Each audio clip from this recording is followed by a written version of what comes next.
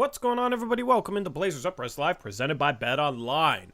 Here on a Monday night, we have a jam-packed episode for you guys. We're actually going to do some play-by-play of the end of this Laker Grizzly game, which is in OT right now. I was trying to wait for the end of this thing, but it went into OT. So we're going to do that as AD misses his first free throw. Right now it's 108-106, Lakers up. And then we have a lot to talk about tonight. We got Damian Lillard Discord to talk about tonight. We got some playoff basketball to talk about tonight. And there's something else. We got a lot in this episode for you guys. Anyway, Ime Udoka signs with the Rockets. Ime Udoka signed. Yeah, lots to talk about. But we're just going to enjoy the rest of this game. I got the game feed up with Eric here. Lakers up 109-106. Once again, Blazers Uprise Live is brought to you by BetOnline. Use the promo code BELIEVE for a 50% reward bonus as Ja misses another layup. You can get in on live betting with this game, potentially still. I'm not sure. But just use the promo code BELIEVE, B-O-E-A-V, 50% reward bonus, BetOnline. Anyway, this big game for the Grizzlies to try and get. Schroeder drives, kick out. AD for a corner three would be huge. He airballs it. He's been off, Eric. Yes. Bane going to kick out to Ja. He won't shoot the three. He gives it back to Bane. Three is long. Rui. Memphis has not been able to score in this OT period. And LeBron going to call a timeout, which means I get to check in with chat. What's going on, chat? Hopefully you guys are having a good night. I'm looking forward to this stream tonight. I need a rant about Nets fans tonight. I need a rant about the Damian Lillard discourse tonight. And I want to talk about how another team's misfortune might be Portland's fortune. We'll see. That's a little teaser. You guys can guess. You guys can guess that. Anyway, Eric, how's it going, man? Oh, pretty good. How's chat? How are you doing, Tori? I'm doing good. Got a Drew Eubanks video out earlier today. I'm like a day or two behind on player reviews. We'll finish them by April 30th. So might be a double upload day or two coming up. Hopefully you guys enjoyed the Eubanks video if you watched it. Have you been able to watch the Eubanks video yet? I have not watched it yet, but I've seen a couple clips from it and saw your title, obviously. And you're great on Drew Eubanks. Yeah, what would you grade Drew Eubanks this season relative to expectations? Because I'm curious where your grade would be compared to mine. This is going to sound really crazy, but I'd probably give him like a B just because I wasn't thinking anything of him this season. And I mean, it's not his fault that he was put in the positions he was, right? So I don't think he did bad for what he is. I just don't think he should have been. It's not his fault that Cronin had him be the backup center or the starting center, at times this season. So I don't think that's his fault necessarily. He played about as good as he's capable of playing. So I don't think that's like D worthy or whatever. I expected him to be better defensively. So that's why I went below a C, which is kind of baseline. LeBron going to shoot a step back contested three short, somehow gets his own rebound and throws it off Bane. So, yeah, Grizzlies not rebounding well here. But, yeah, I was expecting a little better season from Eubanks. So, when you're talking expectations, I guess I was higher on him going into the season. Or you're just doing that so you could be negative on him. Yeah, sure. Either or. You got ball in. Schroeder with it. 4 on the clock. Turns it over. Yeah, Brooks in transition. Gonna dunk it. Nobody even contests it. Nobody stopped ball. They need to get the ball out of Schroeder's hands so if I'm the Lakers. But, yeah, I mean, it's good that they're not. Reeves going to drive. Going to shoot over Tillman. AD tip-in. Big-time tip-in. It's 111-108. AD's nursing something in this game. I missed what it was, but at the hip or something. He's always nursing something, though. Bane. At work, Reese turned the game on, and within a second of me looking at the screen, I saw AD on the ground in pain. Of course. Ja going to shoot a little mid-range floater off. Ball rebounded by Reeves. 42 on the game clock, 20 on the shot clock. So Memphis doesn't have to foul down 3, but a bucket here would probably seal it, barring a miracle. Brooks is going to get a foul. Yep, Brooks on LeBron. He's going to drive. He's going to finish and one. You called it.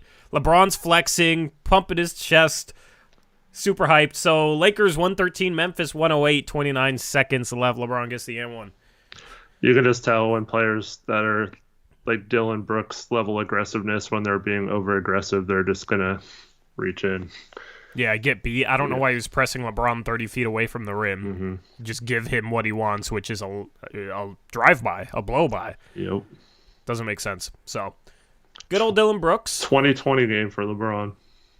Yep, Lakers looking to go up. He misses the free throw, so still a chance. Memphis is going to call a timeout.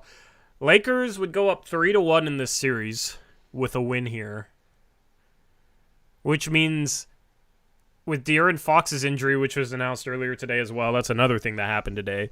Yeah. You could be staring at a Lakers-Warriors round 2. I mean, at least one of them would lose. but one of them would win. Yeah, one of them's in the Western Conference Finals. I mean, you kind of expect the Warriors to be there, so yeah. I don't know. I don't know who I'd root for, though. I hate both those teams. That's disgusting. Ugh. Does Memphis need a 3, Eric? Down 5, under 30 seconds left. I think you got to go for a 3. If you can get a 2 within like right away in a couple seconds, I guess you could try to hope for a miss. But the way they've been defensive rebounding in this game, I wouldn't trust that. So I'm probably going for the 3. Problem is you don't got a ton of shooters on that team you can trust. That's kind of the Achilles heel for the Grizzlies. Kennard back in. Kennard, Bane, coming out of the timeout before this play. Shout out Carter Dick, $5 donut says, crazy that the Grizzlies have been so annoying they found a way to make me root for the Lakers. I could never root for the Lakers, man. It doesn't matter how annoying Dillon Brooks or John Morant is. You would never catch me rooting for the Lakers ever. So. I don't agree with that either. I'm not rooting for the Lakers, but I'm also not rooting for the Grizzlies. Yeah, just gross game. But thank you, Carter, for the $5 dono. Appreciate you as always. Thanks, Carter. Tillman on the inbound. I don't know what this play is. It looked botched. It's inbound taken to way Jackson. too long. Yep. Inbound to Jackson to Tillman. He's going to drive against Reeves. Kicks out to Jaw. Contested 3, not even close. Ball almost going out of bounds, and Grizzlies bump each other off of it. Jaren Jackson Jr., what a terrible play out of timeout. Whoa, it's a Jaw fading corner 3, almost blocked. So this is looking like a 3-1 series lead for the Lakers. They get it inbounded to Schroeder, and he's going to bring it up, get fouled with 13 seconds. Wow, the Lakers really about to be up 3-1. Yeah, never know what'll happen if Ja doesn't get hurt, but that's 2 years in a row he's gotten hurt in the playoffs and missed a game, and it's cost them. I mean, did you see that play he had where he did a front flip on the charge against LeBron? I saw where he came down on LeBron's head. Yeah, he just tried to dunk on him, and it was extremely reckless. I mean, he's going to be... Is he ever going to be healthy playing like that? Probably not. No. Does he know how to play another way? Probably not. So I would expect him to stay injury-prone, especially in the playoffs, because it seems like he goes for some risky stuff in the playoffs. That's why I'm not worried about Dame falling off in the next couple of years. He doesn't play reckless like that. Mm-hmm. He either has the lane to the basket or he backs off. The Russell Westbrook, John Morant type style. Completely agree.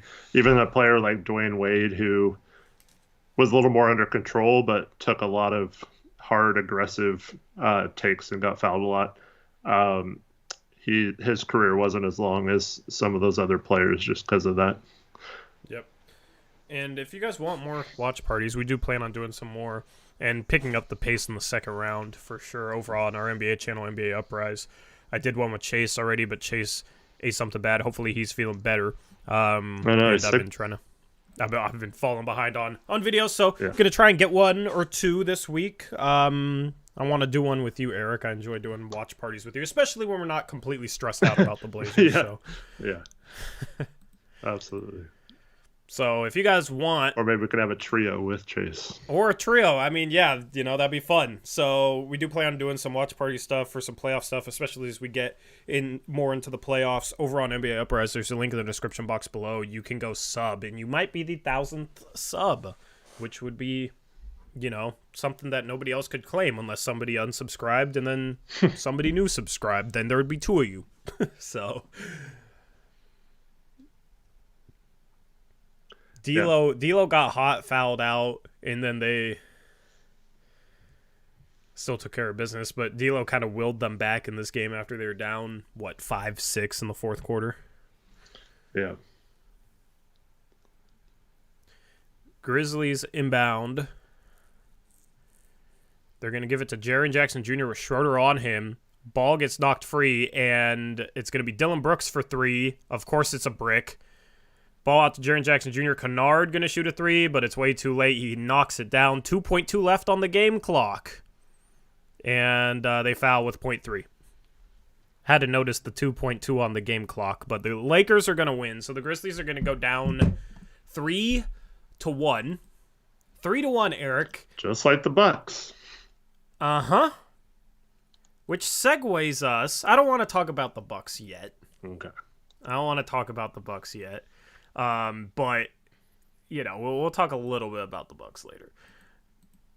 Where do you want to start with the Dame discourse? Yeah, let's do it. Is that kind of, we got a good vibe going on. Do you want to completely ruin that with something that's just been incredibly annoying the past Sure.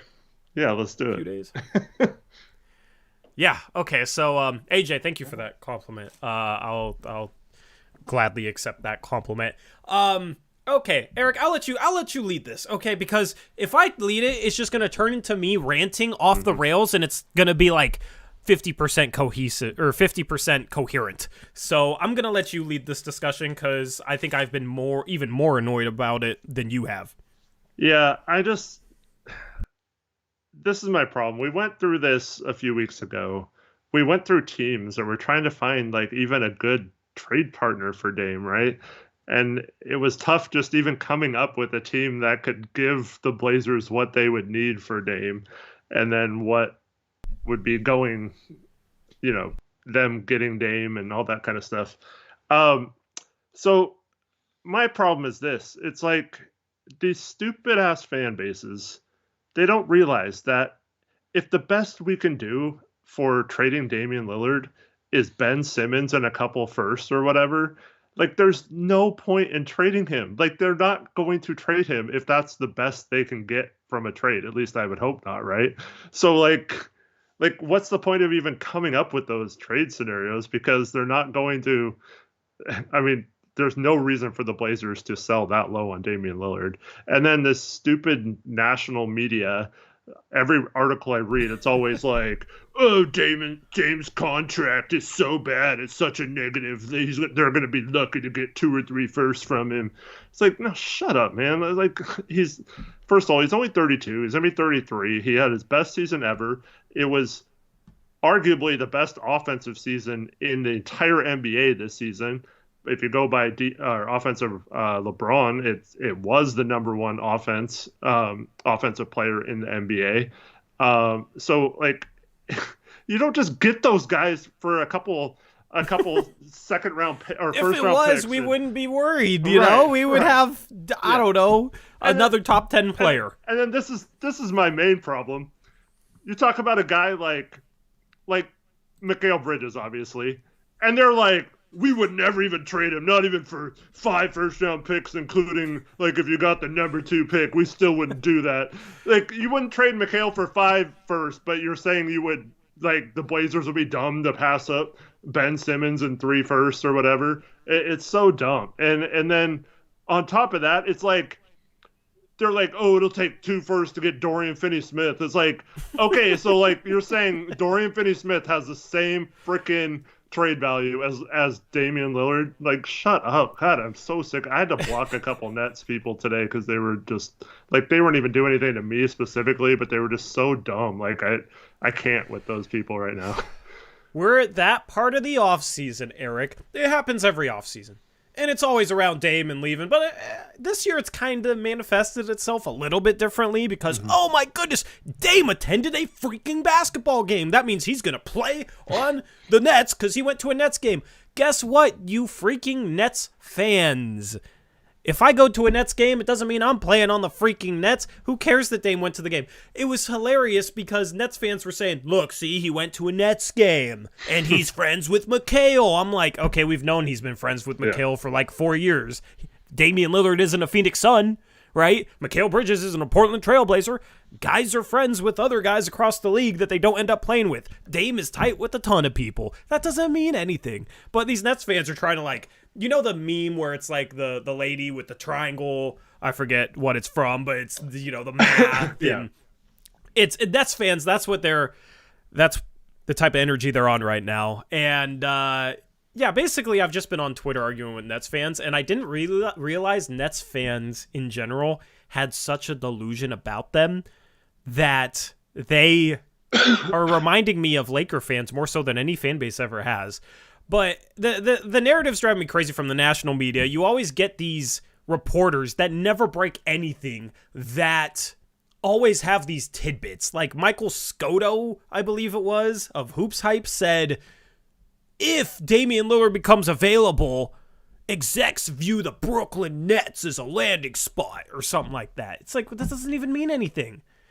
Guess what? If you know, if I was an NBA player, then I'd be in the NBA. Cool. It doesn't mean anything. Mm-hmm. If Dame's available, such team could go for... I mean, anybody can say that because it can't be disproven because it's not actually reality. Yeah. You're just saying a random hypothetical and putting it out there, and you know that it's going to get clicks. And it's always the big market teams, which says to me, oh yeah, this writer wants the attention from said big markets. Because it's never, if this player becomes available, then Portland's a landing spot for them. It's never that. It's always Brooklyn, the Knicks, the Heat, the Lakers, and occasionally the Clippers. It's always big markets. So Frank Isola comes out, and Luis in chat says, I believe Scotto listed Brooklyn, Miami, Toronto, and someone else. No, that was Frank Isola, who has never been anything on the NBA media scene. He's best known for appearing on Around the Horde as one of 4 guests.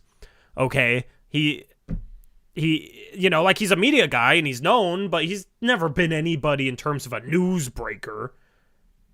And he just randomly comes out with a list of 4 teams, like, and it's just always phrased so ambiguously that it doesn't actually mean anything. Mm-hmm. And it just comes down to, and it's just the same stuff as Henry Abbott, but it's even less concrete than that. And Abbott was completely wrong. So here we go again with national media guys that have no reputation for ever breaking anything, spewing crap. But this time it's even more ambiguous than what Henry Abbott was saying. I mean, I don't know, man. I'm just tired of going down this freaking road. I'm tired of fan bases that say Dame's a terrible contract and he's on the decline, but yet they desperately want him. Yeah. And I'm just tired of the narrative. There was a perfect example of what you were talking about today. I think it was Sean Devaney, I think is his name, said he talked to an NBA GM who said that there were 3 teams that should buy low on Cam Thomas from the Nets this summer. And one of them was the Blazers and the Heat, and I forget the third team. But it's like, no, I guarantee you, either that either means one of 2 things. There's a GM out there that is a worse talent evaluator or like doesn't understand how to be a GM less than like you or me or anyone in chat right now. He's like a complete casual just as a GM.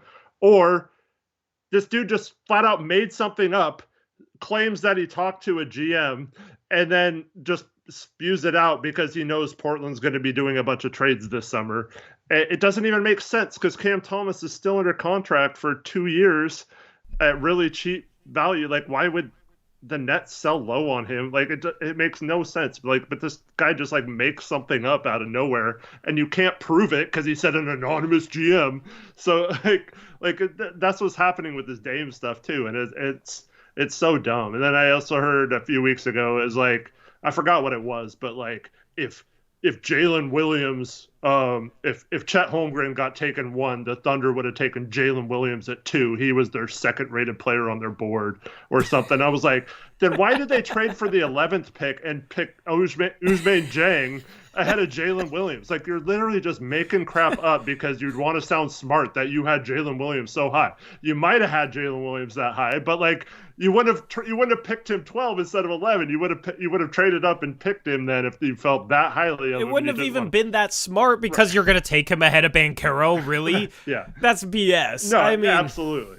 So yeah, it's just all that kind of stuff is just dumb. And like, I hate anonymous GMs when it makes no sense. Like Cameron Thomas is literally like the last player in the entire NBA the Blazers need right now, you know? Yeah. Like there isn't, I can't think of like a decent player that we need less than Cam Thomas in our situation right now. Even if we traded Dame, we'd have still Anthony and Sharp. I mean, yes, we'd need a third guard, I guess, in that case, but like not a Cam Thomas type of player. Yeah, I agree. So the narratives are off the rails. It's dizzying for me. I'm just exhausted already of the offseason, Eric. But yeah, Cam Thomas, the Blazers don't need another guard who's ball dominant, chucks a bunch of shots, and doesn't play defense. And they don't need that. They already got 2 guards that are much better than he is, that are kind of like that. Like, why would they need Cam Thomas? Doesn't make sense. But NBA media drives me crazy. I feel like it's worse than media that covers any other sport. And it's because all the debates and everything are always narrative based. It's not actually based on the game. ESPN doesn't break down the NBA like they break down the NFL. And you can't even really enjoy baseball unless you understand some of the details of the game and facets of the game. It's hard to enjoy baseball casually. Mm-hmm. As far as the NBA goes, all the coverage is narrative-based, and then all the national reporting seems completely out of left field and completely BS. Yeah. And it drives me crazy because then... Get players to big markets. Yep, and it's all geared around that. I don't know what it is in terms of the reporting of rumors, but that's completely off the rails. That's different than debate shows that debate narratives, right? Mm-hmm. And like media coverage, that's like news breaking, but it's also off the rails. That's 2 completely different facets of media tied to the NBA that are completely off the rails compared to other sports. And it drives me absolutely crazy. So, it's funny because Dame is not, all Dame has said is if they don't do anything this offseason, then they're going to have a conversation and make a decision. That's ambiguous in itself, and that's if they don't do anything this offseason. Why is everybody acting like he's available right now when that's what he said? Yeah, it's literally just based off that, and they've taken it and they've ran with it, but I mean, they've ran with less before, so it's just the same freaking merry-go-round in terms of, it's the offseason and the Blazers didn't win a championship, so that means that Dame should ask out. The only offseason we ever got to avoid this was after we made the Western Conference Finals. That's the only offseason. That is the bar to avoid hearing Damian Lillard, if he wants out, would want to go to insert big market city here. Mm-hmm. Yeah, so as All Good says, people of no faith will do anything. Kind of can't blame them. I get it. And that's the thing. Like, if you want to say down the road at the end of the summer, if Portland flames out, there's a chance Dame could become available. Like, okay, fine. Like, I'll buy that. But cross that bridge when we get there, right, you know? Yeah. You got the first round of the playoffs going on. Dame says he wants to see what they do this summer. So, like, that means that he's for sure not asking out anytime before, like, the draft and free agency, right? Because he wants to see what they do. So, like, why even talk about it until we do strike out or not? And here's the other thing, too. If this organization chooses to move on from Dame because they can't get anything done this summer, or it pisses Dame off to the point where he is like, what are we doing here? Like, you guys keep telling me you're dedicated to winning, but you don't prove it, you know? Either way, like it makes no sense. Like all our moves lately, they make no sense. Like we're building up. They keep saying we're building up to get asset acquisition to make an all-in move for Dame and to win with Dame. We're committed to winning with Dame, right? You've heard that from Cronin every time he's had a chance to speak, that he's committed to Dame and winning with Dame. If all of a sudden the summer he's supposed to act on that promise and he doesn't for the second straight summer because he was supposed to act on it last summer and then kind of couldn't, how am I supposed to build a contender in one season? It's hard. And everyone gave him a pass, right? Well, not everyone, but most people gave him a pass because he said he was going to, it's hard to build a contender, so I can't do anything. If he did all that, then goes to the trade deadline, doesn't even give Dame a shot to make the freaking play-in at the trade deadline. You can't even trade for a player that can help Dame get to the freaking play-in, let alone like give him a legit chance at contending. And then all of a sudden you're just like, nope, we're not going to ever do that. You know, like that to me, that would be a disgrace. And see, it all makes sense if that was the plan all along, but don't frickin' then the way they treated Dame then would never sit well with me. I don't even know if I could be a Blazer fan anymore if they have told Dame for 2 straight years that they were going to, don't worry, we're going to go all in for you. We're going to build or at least try to put some winning pieces around you. And then when it came time to do it, they were just like, nope, sorry, you're out of here, and trade him. And then Cronin gets some freaking ridiculous trade package like Ben Simmons and 3 firsts for him and on top of it, and we don't even get like good assets in return. Like, dude, it would just be the worst mismanagement of a roster and a good player, maybe of all time. And it's just it would piss me off so much that I don't know if I could handle watching this team. I'd still be excited about, you know, Ant and Sharp and all that, but it would just be really tough to sit here and like support this organization, go to games and stuff like that. You need a new ownership group and a new GM in order to get over that. At that point, you know, it would be worse for me than the Jailblazers, in my opinion. I never like gave up on the team, but you know, there was a point where I was like, screw this team, this isn't fun anymore, you know, and yeah. But I mean, like, I was still a fan. I still watch games and stuff, but yeah, it would be worse than that for me. Like, this is why I've always said I'm not going to discuss Dame trades. I'm not going to discuss Dame trades because Dame is worth so much. Dame is this organization. Good luck to another team trying to come up with a trade package for the guy who basically is the organization here in Portland. You know, like, KD wasn't the Brooklyn Nets. KD was on the Brooklyn Nets. Damian Lillard is the Portland Trail Blazers at this point. Everything else is a complete mess. He's a loyal superstar, top 10 player, probably the best player in franchise history, in a 50-plus year history. How are you just going to find that? You're not. You don't just find that easily. Like, that, you're talking about a dude who's won probably the best. He's won in, I don't know how many. How many people have played in a Blazer uniform? He's won in however many that is. Okay? You're telling me these freaking fans, they just traded KD. And Nets fans, after seeing what they got back for KD, think that they can turn around and get another top 10 player for like 10% of the price, but also somehow in their heads, Mikal Bridges, who's never made an All-Star game and played an entire season at an All-Star level, is somehow worth 10 times more than the top 10 player that they are desperately pining for. It makes no sense. It's not logical. It's not even consistent, because if Dame wasn't all that, then these Nets fans wouldn't be drooling all over themselves at just the mere thought of him. Like, it's just so stupid. So I've been arguing with Nets fans constantly. I've been arguing with a dude today who's a Blazer fan who said that the Jeremy Grant trade was the only bad value trade that Cronin's made, which makes absolutely no sense. Like, Twitter's opposite. Twitter's just driving me crazy right now. I need to take a break, but also I needed this stream to rant about it because, oh my goodness, when will people learn? If Dame requests out at some point, then we will have a different conversation. Then we'll start discussing trade packages.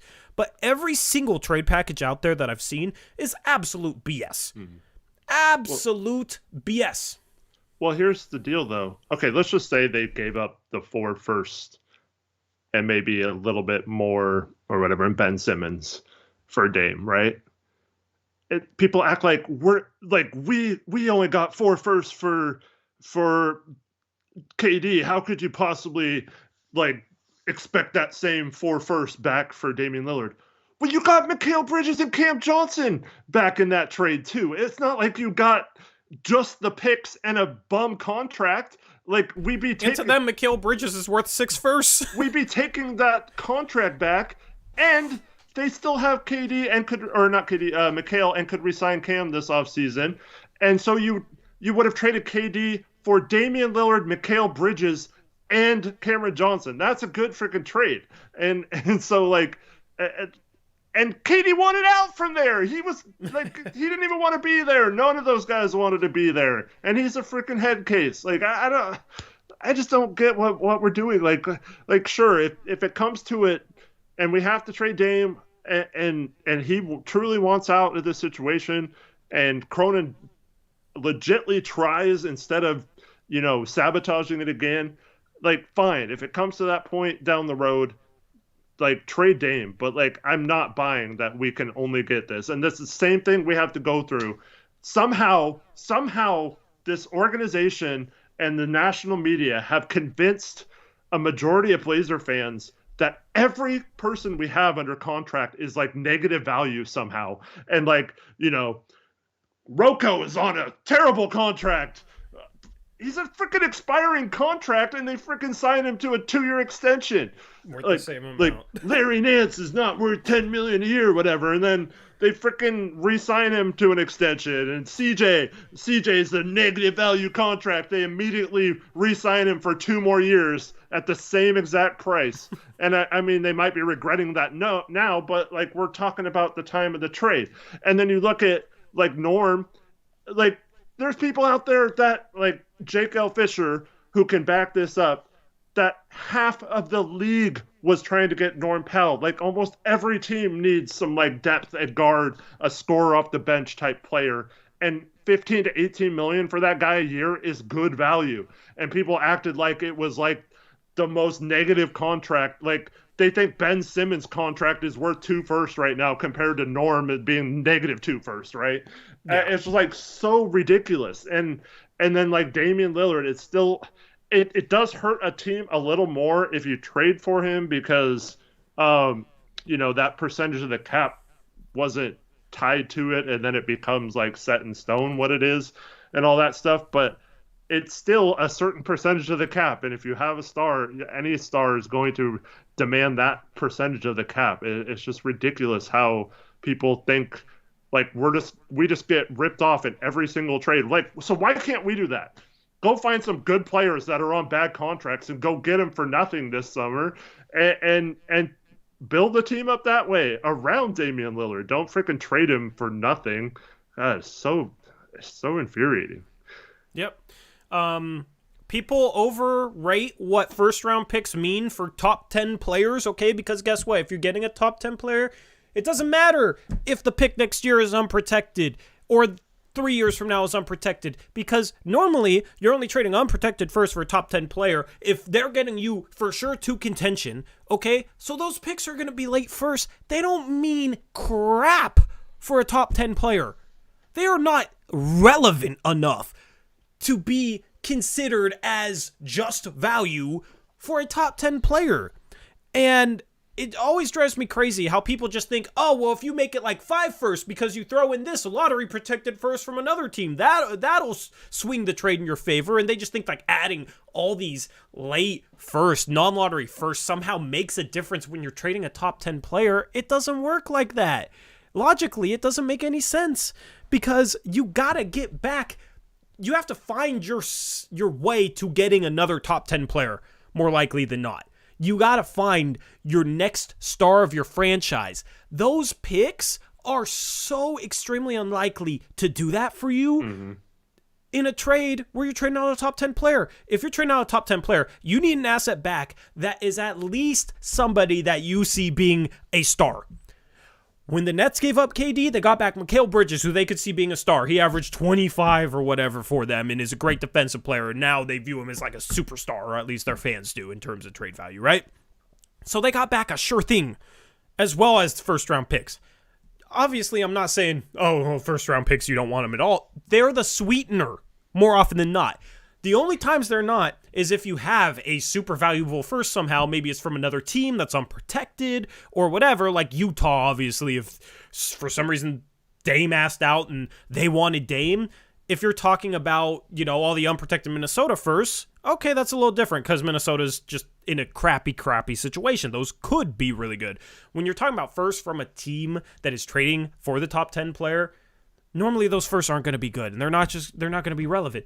And there is an off chance that they could end up being really good, but you don't trade a top 10 player on speculative value, where in the most optimistic case, still might not be as good as the top 10 player, because even if you're drafting it 4 or 5 or 6 or whatever, it's still hard to find somebody who's going to be a top 10 player. It's just as easily to draft Alex Len or Josh Jackson or whoever. So that is the problem. The draft is a crapshoot. You're basically just sitting there like, fingers crossed, if you're trading Dame for first or trading a top 10 player just for first, you're sitting there fingers crossed like, hopefully we can get super lucky and find something close to what Dame is. It doesn't make sense to do. Mm-hmm. Because in the most optimistic scenarios, it's still probably not going to be any better. So people will say it for, so we can rebuild. Guess what?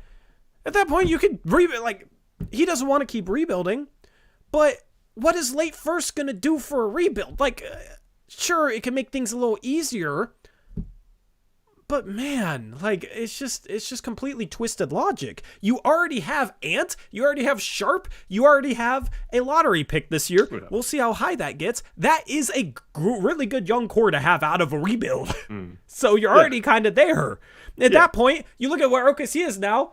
They might trade future first for a star player to add to their young talent. Guess what? We're adding young talent to our star player. Mm-hmm. Yeah, they need that veteran because their whole team's under 24 pretty much, outside of a couple players like Kendrick Williams, who are role players.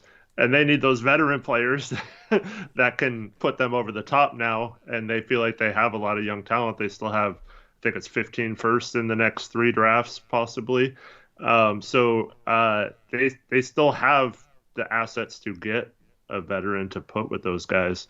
But because I was going to say, in Portland's situation, you can trade Dame for first because you have the situation where you do have that foundation with whatever pick we get this year plus and Sharp. That's a really good start, like you said.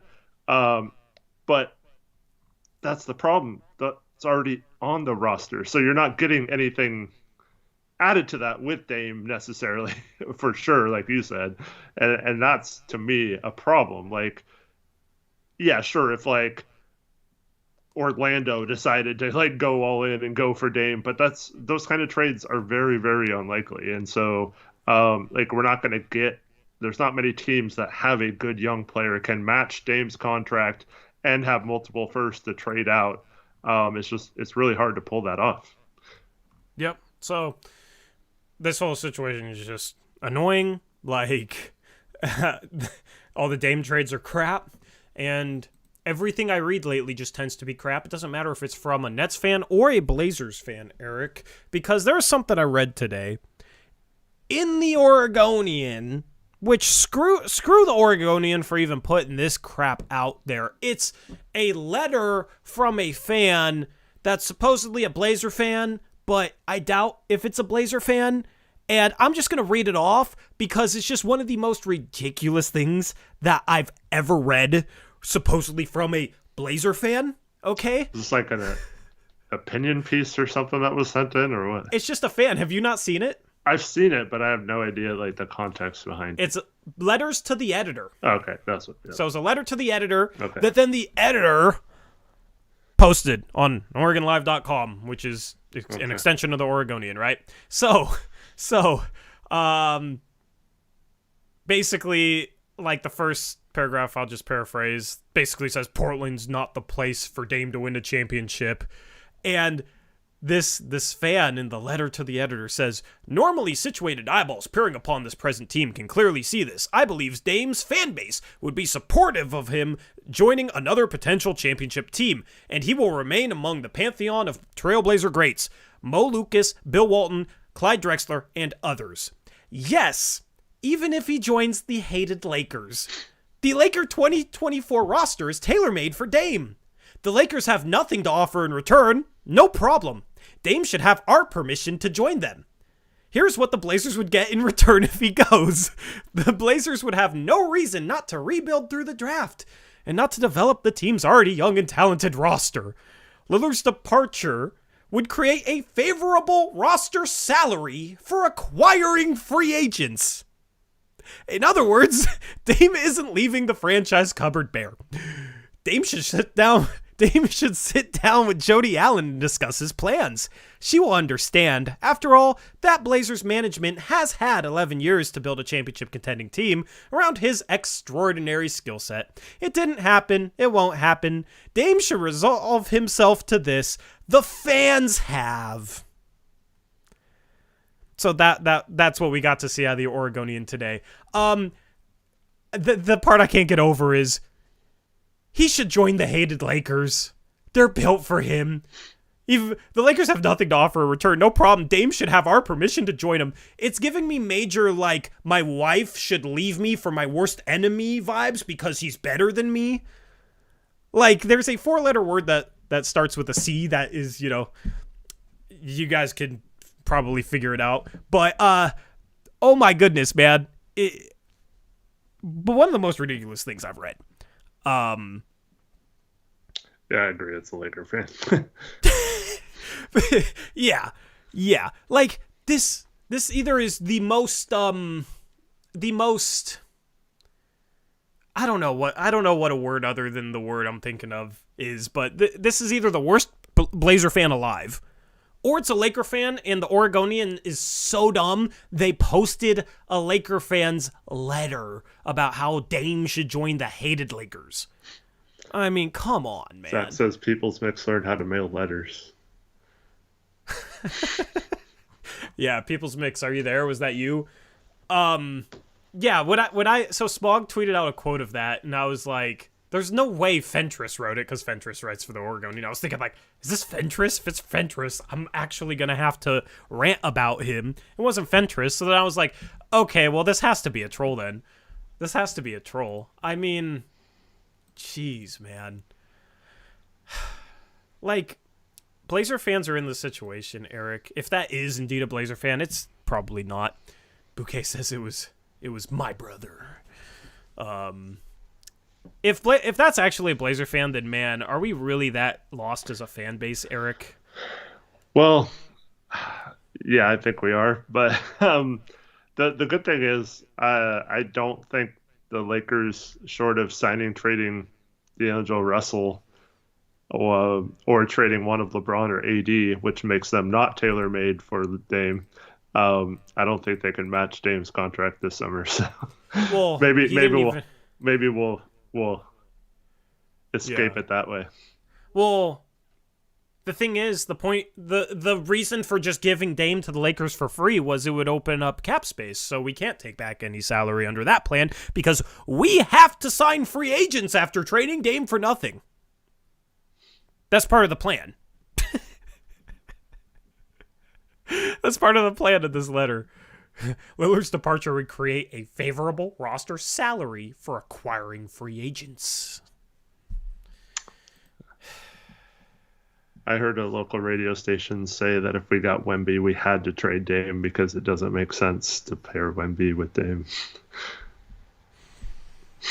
I mean, I don't know what to say at this point. A generational prospect who could be a legitimate star right away doesn't make sense for Dame. No. Because this The media around this team, the media around the NBA, and a large section of this Blazer fan base are completely off the rails. Yep. I don't even know what to make of it. And then we had Hyken today said that the pick to Chicago is what's hampering trades, giving Cronin yet another excuse. It's basically his last one for Olshey, right? That pick going to Chicago is basically the last little thread those people have to blame Olshey for still. Yep.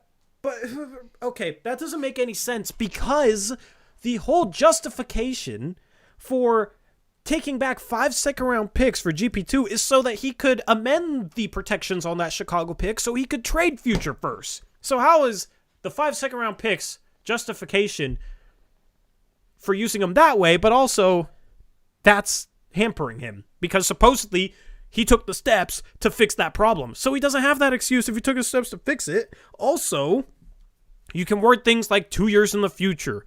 Or, I don't know, maybe you could have gotten back a first-round pick for Norman freaking Powell, and you could have traded that for the pick back. Instead, when you get back pennies on the dollar, oh, well, when you have no assets, it's hard to do things. Yep. And to be clear, that's the pick to Chicago is not what's hampering trades. It's the lack of tradable assets that. So every trade going out. So, okay, going back to the Rocco Norm trade, even if you just ignore not getting picks or whatever, we got Eric Bledsoe's contract, which was like an untradeable contract, pumped up as like a super valuable contract, and then we had to take dead money on our cap for the next 3 years just to get rid of Bledsoe's contract and waive him after we got hard capped and couldn't even keep him if we wanted to. And then we trade CJ for Josh Hart, who they rave about for months, and then all of a sudden switch to we have to trade him because we don't want to lose him for nothing. And then we trade him along with Gary Payton and other players and get no real tradable salary outside of maybe a team option on Knox for $3 million. So like all the trades we have keep making it harder. Those are what's hampering Cronin from making those all-in moves. And it might cost us the ability to make more than one. And that's the problem too, is he might be able to pull off one big move this summer, but like that's probably short of, a couple players. I find it hard to believe he can make one big move, and that's all we just, especially if it involves trading one of Anthony or Sharp or Nurk or whatever, because that's going to make our depth an issue again. So the problem is he does maybe have the bullets for one big all-in move, but he doesn't have multiple moves unless he gets super lucky with someone just leveraging their way here. But also he's made it harder on himself, because if you actually take a look at things, okay, Norman Powell, who recently had 42 in a playoff game, okay, he traded Norman Powell, Robert Covington, and Josh Hart all out. Of course, Josh Hart was a separate deal, but the only meaningful asset he got back was the 23rd pick in this year's draft. For Norman Powell and Josh Hart, you can say like, oh, Covington's not worth anything. Like, I think he still was worth something at the time, but they haven't played him. Whatever. We don't even have to argue if Rocco was worth something or not, because it's still bad. You got two guys that have looked great in the postseason, are arguably two of the top 5 sixth men in the league. And the only meaningful asset that we got back for both those dudes was a late first-round pick. We would love to trade the 23rd pick for a player of equal value, maybe at a different position or whatever, but we would love to trade the 23rd pick for a player of equal value to one of those two guys, let alone getting back both of them. That's the problem, is he's made things harder on himself. Guess what? If he actually got back proper value in the Norman Powell trade, oh, but they were in the tax, so he couldn't negotiate it all. Well, the problem is he can't negotiate it all. If he got back proper value, maybe you could have flipped the first for that pick back and had the 23rd pick this year, and you'd have more assets to go make something happen. So that's the problem I have with people that make it out like, oh, the protections on the Chicago pick are why Cronin can't do anything. Well, at least Olshey protected the pick so that we had it last year and have it this year, being in the lottery. But that's the thing is it takes absolutely no talent to give away players for next to nothing. Mm-hmm. My grandmother could do that. Like, honestly, like, that pick, if it was better, and at the time, the Knicks didn't look super good, so it was looking like it was going to be a little better. I don't have as much of a problem with that trade as I do the Norman Powell trade, and occasionally we'll get comments like, stop rehashing the Norman Powell trade. You guys talk about it still? Well, that's the problem is that our lack of ability to execute on Norman Powell's value has had a domino effect and has created a situation where instead of potentially having our first that we owe Chicago next year because we were able to get back enough assets that we should have gotten back for Norman Powell in order to get that pick back from Chicago in another trade, instead we're still sitting here like, oh, we can't do anything because of the future protection on the Chicago pick. So what is Cronin supposed to do? He's just trying to clean up Olshey's mess. Well, guess what? He should have done a good job cleaning up Olshey's mess instead of a bad job. That doesn't mean that it excuses Olshey, but Cronin has sat here. The only trade where he didn't give away somebody for questionable value was the Jeremy Grant trade. And Jeremy Grant wanted to come here. Dame recruited him, and Grant had a handshake deal with Detroit. That was the only trade in which Cronin did not just blatantly give away somebody for questionable value. Okay? At least a player that was meaningful. He did go out there and he got Matisse Thybulle. That's what we're talking about, the moves that he does. So, the whole Chicago pick thing is not an excuse whatsoever at this point for me. He still has seconds and he can change the protections on that pick. If he's a good negotiator, he'll be able to do that with Chicago. It would have been a lot easier if he had done his job properly, but he does have the means to work around it anyway, regardless of him screwing up the past. So he has to clean up Olshey's mess and they're stuck because of Olshey, blah, blah, blah. That's not true anymore. Because every player on this roster was brought in via Joe Cronin, other than Anthony Simons and Damian Lillard, but he re-signed Anthony Simons and he extended Damian Lillard. He's kept those guys on the team and has said he wants to build around them. The only other guy is Nurkic, who he also re-signed. So basically, this roster is Cronin's masterpiece. And as far as all the assets go, he's had enough opportunity to build assets that if he doesn't have enough assets, he is majorly responsible for that. So if I have to hear it's Olshey's fault that, Cronin can't do anything, if I have to hear some sort of narrative like that one more time, I'm going to lose my mind. Because basically all it is Olshey, I didn't like him, and Cronin's a nice guy, so I'd rather blame Olshey than Joe Cronin because I like Cronin more. Also, when he did trade all those players for very little, what was the narrative? It was that it created the flexibility to do what they did later on. And what did he do with that flexibility last summer? He just re-signed a couple players and traded for Grant. So, yeah. And signed GP 2 weeks. Yeah. Connor Johnson says, what's with y'all getting our collective blood pressure up right before bed? Bro, my blood pressure's been up the past 48 hours because of all the morons on Twitter. And, I mean, like, what happens with this team affects potentially what happens with Dame, and what happens with Dame drastically affects Blazers Uprise, which I've poured my life into, okay? So, like, as a fan, I know it matters a ton to all you guys, but, I mean, it matters to me as a fan, and also it's like everything I poured into this channel. I mean, I know a lot of you guys will stick around and I'll still keep doing content, but the feeling around this channel and the vibes going into post-game shows next year and just the feeling around the organization in general is at a bit of a tipping point, it feels like right now. So that's why this offseason is so important. I am stressed out about it.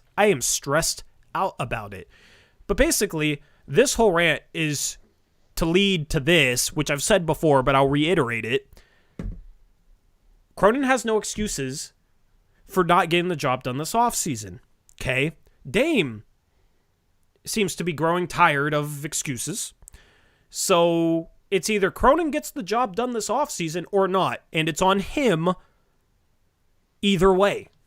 This is Cronin's offseason. If he botches it, screw him. If he botches it, then I don't, goodbye. If he has a great offseason, okay, actually I'll be okay with him being the GM if he has a great offseason. This is his chance to prove himself. I can't stress it enough. No, I'm just don't buy into the noise about, oh, he can't do anything because of this, or he can't do anything because of that, or this is Olshay's fault, or Olshay's mess, or this or that. This is Cronin's offseason. He owns this offseason regardless of what happens. Good or bad, he owns this offseason. And if we trade Anthony and Sharp for Chris Middleton, how are you feeling?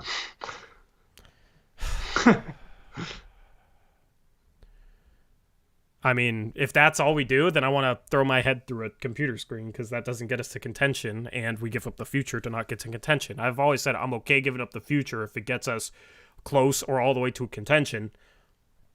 Well, but that's what it has to do, Yeah. Here's the other thing. So the Jeremy Grant situation. Okay, let's just say worst case scenario, they trade Dame, right? What the hell do you do with Jeremy Grant then?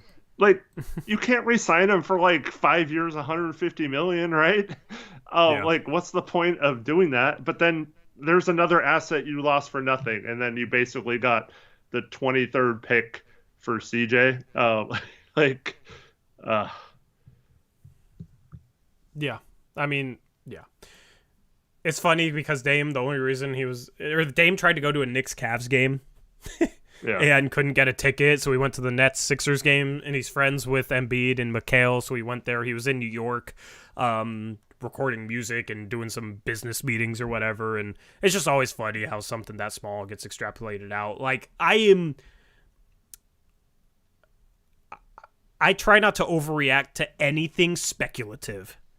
And if you guys have been with the channel since its conception and watched us enough, you will know that I am not somebody who likes to make something out of nothing. Even when it comes up to some of the excitement last offseason around certain players, I was sitting here saying, I need to see it. I'll believe it when I see it.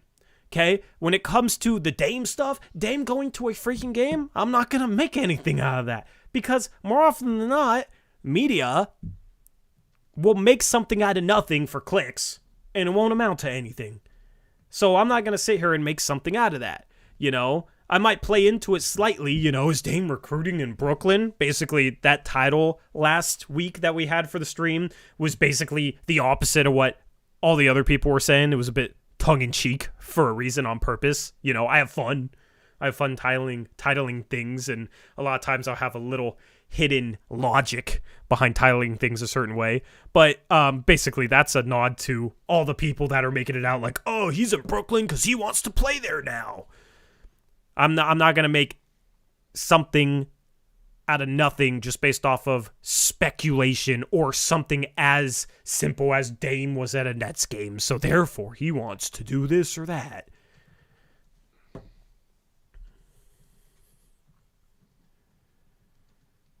Anyway, anything else, Eric? This has been good for me. I needed this. We have 2 backup centers behind Nurkic. What are you talking about? Is this a Nets? I don't want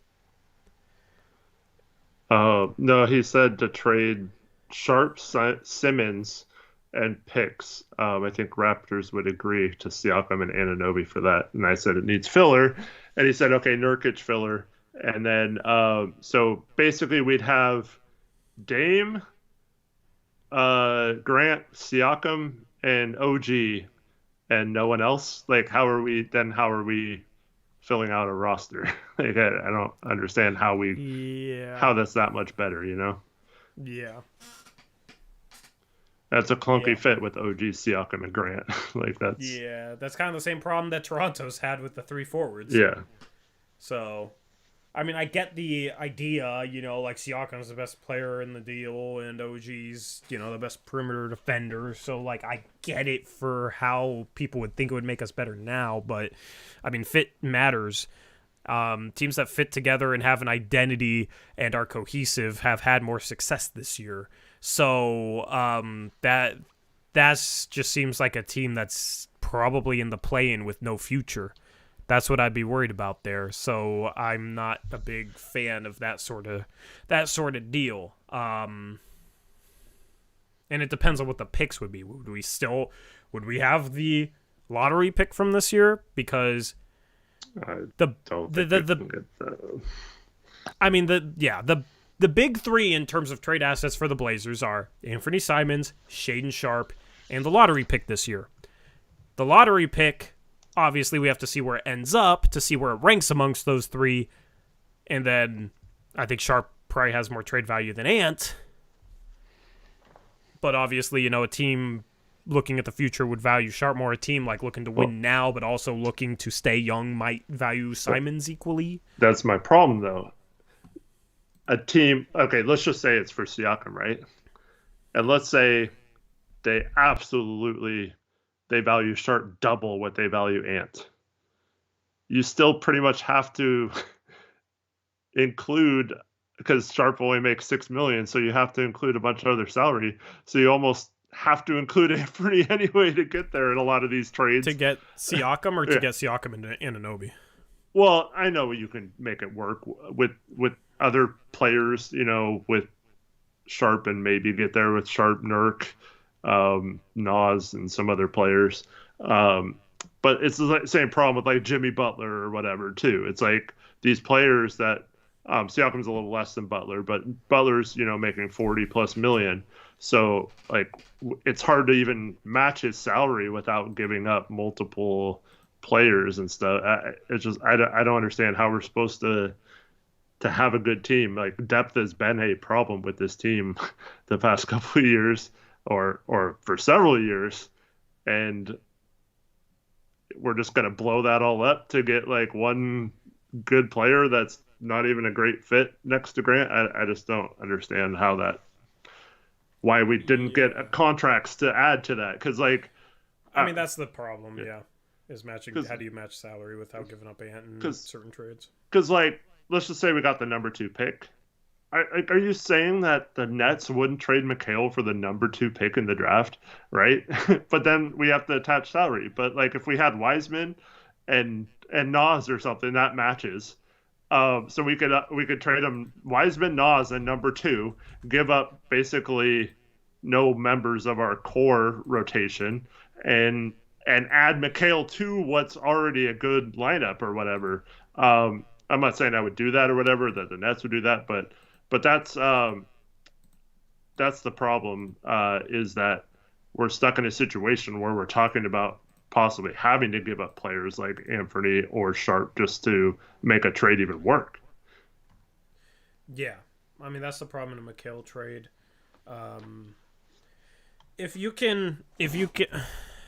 If 2 is enough for McHale, I mean, it probably ends up having to be a 3-team trade. But yeah, it's just you don't have as much flexibility as you'd want in that situation. Being able to just throw in, a Wiseman contract into that sort of deal and make it work with like Little, Wiseman, and Knox, it would work, But the problem is if you throw in like Nas, Knox, Keon, Trendon, and Jabari, that still doesn't match. Yeah, that still doesn't match. So that's the problem in pretty much.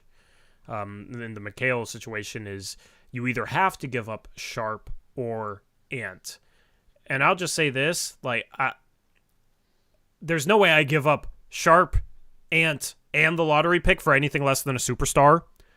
There is no way I give up Sharpe for anything less than like a dude that's been an all-star, like a Jimmy Butler type guy. McHale might be on his way there, but I don't know yet.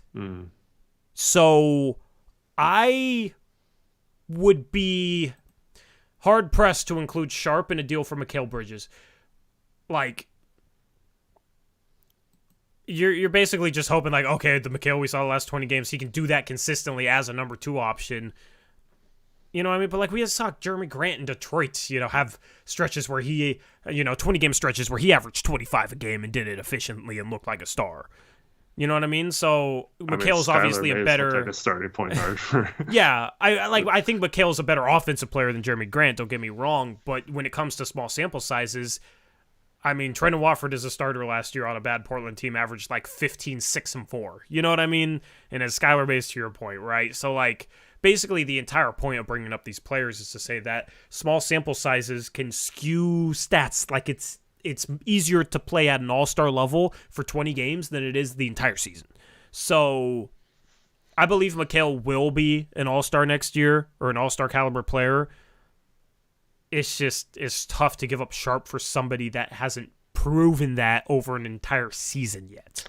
To me, you need two close players, like whether that's Dorian Finney-Smith or Claxton or something. Like I feel like it'll be tough to make the salaries work once again because you don't have the salary filler. But to me, if you're talking about giving up Sharp or like the number 2 pick or whatever, like I feel like you have to maybe get a little bit more back from Mikal. And I understand if that's unreasonable to other fan bases too, but the second pick or Sharp should have insane value, especially for a team that's not necessarily going anywhere with the roster they have at the moment, Yep. This dude is off the rails. Yo, podcasters! So you're saying Sharp for Siakam is unfair? WTF? Okay. Question. Has Siakam proven himself to be an all-star over more than a season? Yes or no? Like, it's always people like this that just have such a hard time listening. But also, fit matters. I tried to explain that. He didn't listen to that. So I'm not going to go in on this dude because obviously he ain't going to listen.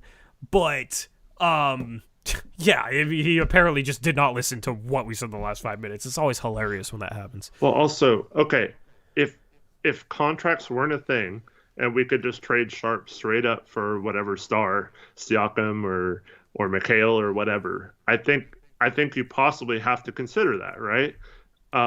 As much as that would hurt, I think those kind of trades would do that.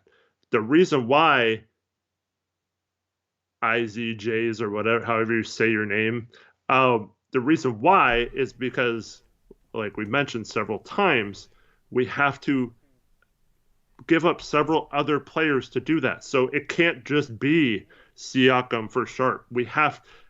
Sharp only makes $6 million next year. We have to include, 20 some plus $1 million just to match Siakam's contract, and that's if Jody's okay paying the extra $6 million and then adding all the roster spots back that are cost another couple million for each one. So if we're trading out like 6 players for one, we have to add all that salary too, in addition to that salary barely matching a higher salary that we're bringing in. So but now you're adding another player onto it. It makes no sense.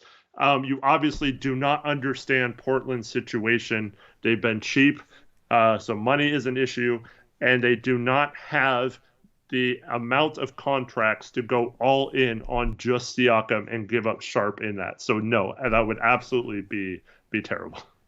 Yeah.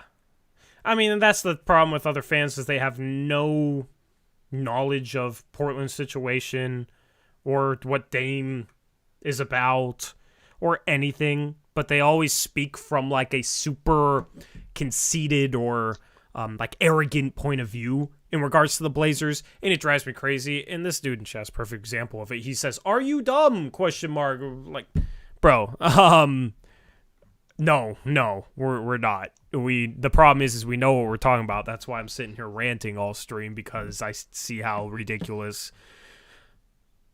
stuff that's said about this Portland Trailblazer team is.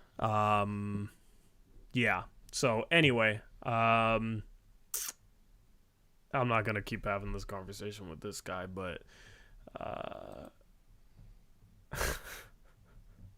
the hell? I never said Siakam wasn't an all-star. Dude, You freaking moron. You're such a just you suck at listening. You're not a good enough listener to have a conversation with. So I'm done. Yeah, see ya. I'm done. Never ever said that, my guy. What is wrong with you? Anyway, this is the type of stuff I have to deal with on Twitter. Drives me crazy. Anyway, what do you want to talk about next, Derek? Well, I had a question from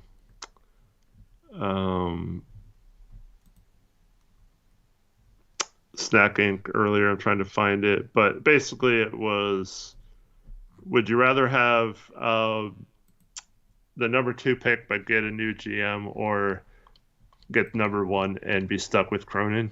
I'd absolutely pick number 1. Yeah, I have a question for you. At what pick is Sharp worth in this year's draft? Like, in terms of trade value. I mean, trade value is probably. Well, are you talking about like what I would say, or like what reality? What you think he should be? Like for the Blazers, like at what point would it be? I mean, the Blazers. I mean, I don't know. Just in terms of the trade market. Well, it's just weird because the Blazers. This is a weird draft. Like, I don't think I would trade Sharp for even the 2nd pick in this draft, because I just feel like everyone, like the Thompson twins and Scoot, I don't think help this team more than Sharp does. Brandon Miller plays a different position, so I guess you could argue that. But so yeah, I don't think I'm trading Sharp for any pick, because obviously they wouldn't trade the number 1 pick for him. So I don't think I'm trading him for a pick in this draft, if that makes sense. Well, basically my whole point is, like, depending on where the Blazers end up in this lottery, like if it's a decision between Sharp or the number 3 pick in terms of what we want to trade, I would prefer to trade the 3rd pick. Right. And the 3rd pick might have more value to other 100%. teams. 100%. So if we're talking about making a trade for whatever star, it obviously depends on the pick, but like if a team would rather have the 6th or 7th pick than Sharp, then it's going to be a situation where you see that pick go out, especially if Simons is getting traded, because you obviously need someone to replace Simons at the guard position. So if you're fixing the small forward spot, you'd probably rather trade the pick and bring Sharp back, keep Sharp, and have him start at the 2, and you fix your small forward position, than you would trade Ant and Sharp and keep the pick. So I would rather trade the 2nd pick than Sharp at this point. Right. Because I'm not saying, like, I don't think Scoot will be a better player or this or that. I'm just thinking 100%. that will have more value to another team. And given that it's Scoot, I'd probably rather have Sharp in the next year or 2 next to Dame than Scoot. So, and then long term is just projection. So who knows? So my whole thing is it's probably going to end up being the lottery pick instead of Sharp. I'm not giving up Sharp and the lottery pick. Like, unless we're getting like Giannis or. Yeah, like I'm not giving Sharp for anything less than like an all-star. So like if you're talking Siakam, okay, if we needed a power forward still, you could definitely have that conversation with me. But both Jeremy Grant and Pascal Siakam's best position is the power forward.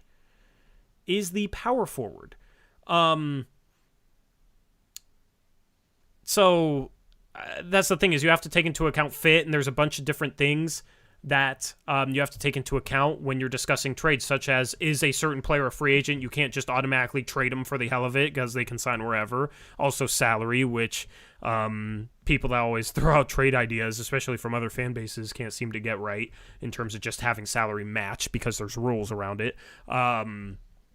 So basically it comes down to, there's 3 important trade assets for the Blazers, unless you want to count like future firsts, like 3 future firsts you could count as maybe the 4th big trade asset. But there's 3 clear-cut trade assets for the Blazers this offseason. It's Ant, is Sharp, and it's the lottery pick. At this point, like, I see a lot of deals include all 3, Eric, which is just ludicrous. The only way you would trade all 3 is if you get a top 10 player. Pretty much, yeah. So, the only top 10 player I could see becoming available whatsoever at this point is maybe, and I don't think this is likely at all, because people will run with this like, you think he's getting traded? What? No, I don't think he's getting traded. I don't think he's asking out. I don't think he'll become available. I think there's an extremely, extremely low chance of this. But if you're going to say there's more than a 0% chance, maybe Giannis if the Bucks lose the series. Again, I don't think that's likely, but the Bucks are down 3-1 to the Heat, Eric, as the Heat beat them today, and that was a healthy Bucks team, and Jimmy Butler went off. I think the Jimmy Butler dreams, if they win this series, are dead. Okay? I still think, I mean, here's what it comes down to, and let me know if there's another layer to this. If the Bucks lose this series, could it be as simple as Dame just has to convince Giannis to want to play here? I don't know. Giannis is just a different guy. Like, we heard him come out a couple weeks ago and say that he almost retired in 2020. Like, I don't know how much I buy that, but then they win the title the next year. So yeah, I don't know. I guess it's possible. Maybe they just see that team like they had a good run, and Drew and Middleton and Giannis. Maybe it's just they just decide to go full rebuild and move on from all of them. I mean, I don't really see that happening, but I mean, I guess it's possible. But yeah, I mean, gotta imagine pretty much every team would inquire about absolutely. Giannis. So I don't know if our package would be the best, but yeah. So yeah, well, I mean, short of getting the number one pick, I guess. Well, yeah, but let's just say this: like a lottery pick in this year's draft, Shaedon Sharpe and Anthony Simons is a hell of a base of a package. Mm-hmm. You'd obviously have to throw in future first, but you can make the case that Ant, Sharpe, and a lottery pick this year and 3 future firsts is pretty much equivalent to what the Nets got back for KD. I mean, obviously Mikal looks great, but Ant, I could easily see going wherever and becoming an all-star level guard, and Shaedon Sharpe has more upside than anyone else included in that deal, and that lottery pick is much better than probably any pick the Nets get from that deal. Maybe they get a good one at the very end, in 2028, 2030, or whatever it is. But, that's a hell of a start to a package. Yeah. Is it enough? I don't know. But, the reason I bring this up is because it has been discussed before. So this is from all the way back in late 2020. But, I'll quote this article. It says, prior to signing his Supermax extension with the Milwaukee Bucks, Giannis Antetokounmpo discussed the prospect of teaming up with Portland Trail Blazers star Damian Lillard, according to Yahoo Sports' Chris Haynes. Haynes reported that Antetokounmpo and Lillard discussed how it might work for each other on their respective teams. Haynes also said Portland would have been a real target if Giannis had reached the decision to leave Milwaukee. Okay, so supposedly Dame and Giannis have talked about it before. Dame and Giannis are close. Giannis picked Dame first in the All-Star game. Yeah. Like, so there's already a connection there, and this doesn't mean doesn't mean anything. Like, I don't expect Giannis to go anywhere. I'm not going crazy Nets fan here, right? But you have to wonder, like, if the Bucks lose the series, is there any chance Giannis might want to try something else? And if he does, like, maybe he finally wants to play with Dame, and the other part of this is if he wants out, will Milwaukee send him where he wants to go? All of this is a long, long shot, but I don't know. It has me kind of rooting for the Bucks to lose, just because there has been a connection with Dame and Giannis before. And for the record, if Giannis decides to stay in Milwaukee, good for him. He's not a bum because he decided to stay there, and the Bucks aren't trashed for not accepting Yusuf Nurkic and like a first-round pick for him and stuff. Like, come on, guys. Yeah, because that's what other fan bases do in regards to Dame.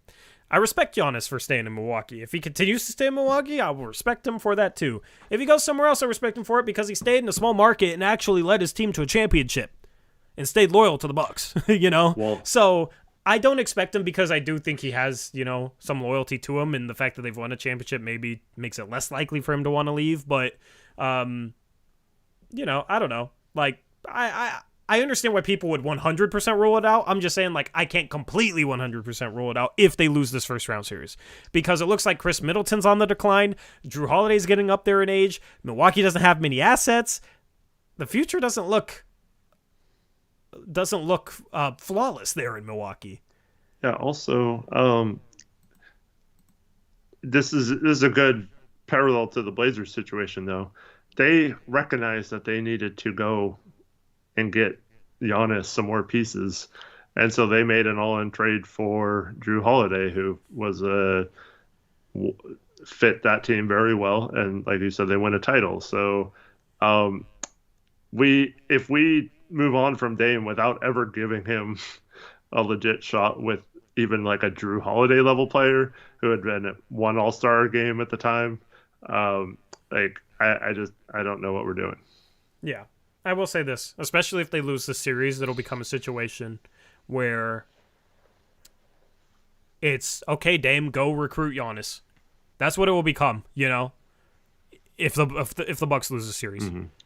From this front office to Dame, it'll be, we will trade whatever for Giannis to pair him with you, is how I think this will go. It's just up to you to convince him to come here, and then obviously the last part of it would be, would Milwaukee accommodate Giannis to where he wants to go because he won them a championship? That's what it will be from the front office's point of view. If you guys think that's extremely far-fetched, I agree. I agree. You know what I mean? But that's what it'll become. And this is where you have to have, okay, this is your most optimistic pipe dream, okay? Then what's your next most optimistic pipe dream? And then what's your next most optimistic pipe dream? And maybe if you have enough pipe dreams, one of them will come true. Mm-hmm. And then you'll be happy, right? Like, you have a plan 1A, 1B, 1C, 1D, and then, 2A, 2B, 2B, 2C, 3A. Like, you should have multiple different avenues for different ways you can go. You don't ever want to be like all locked in on one plan. Sometimes it can work out. It worked out for the Suns with KD, but you don't want to be completely locked in on one plan, and then when it blows up, you're like, oh, I don't know what to do. Guess we'll sign GP2, or trade for Cam Reddish and Matisse Thybulle.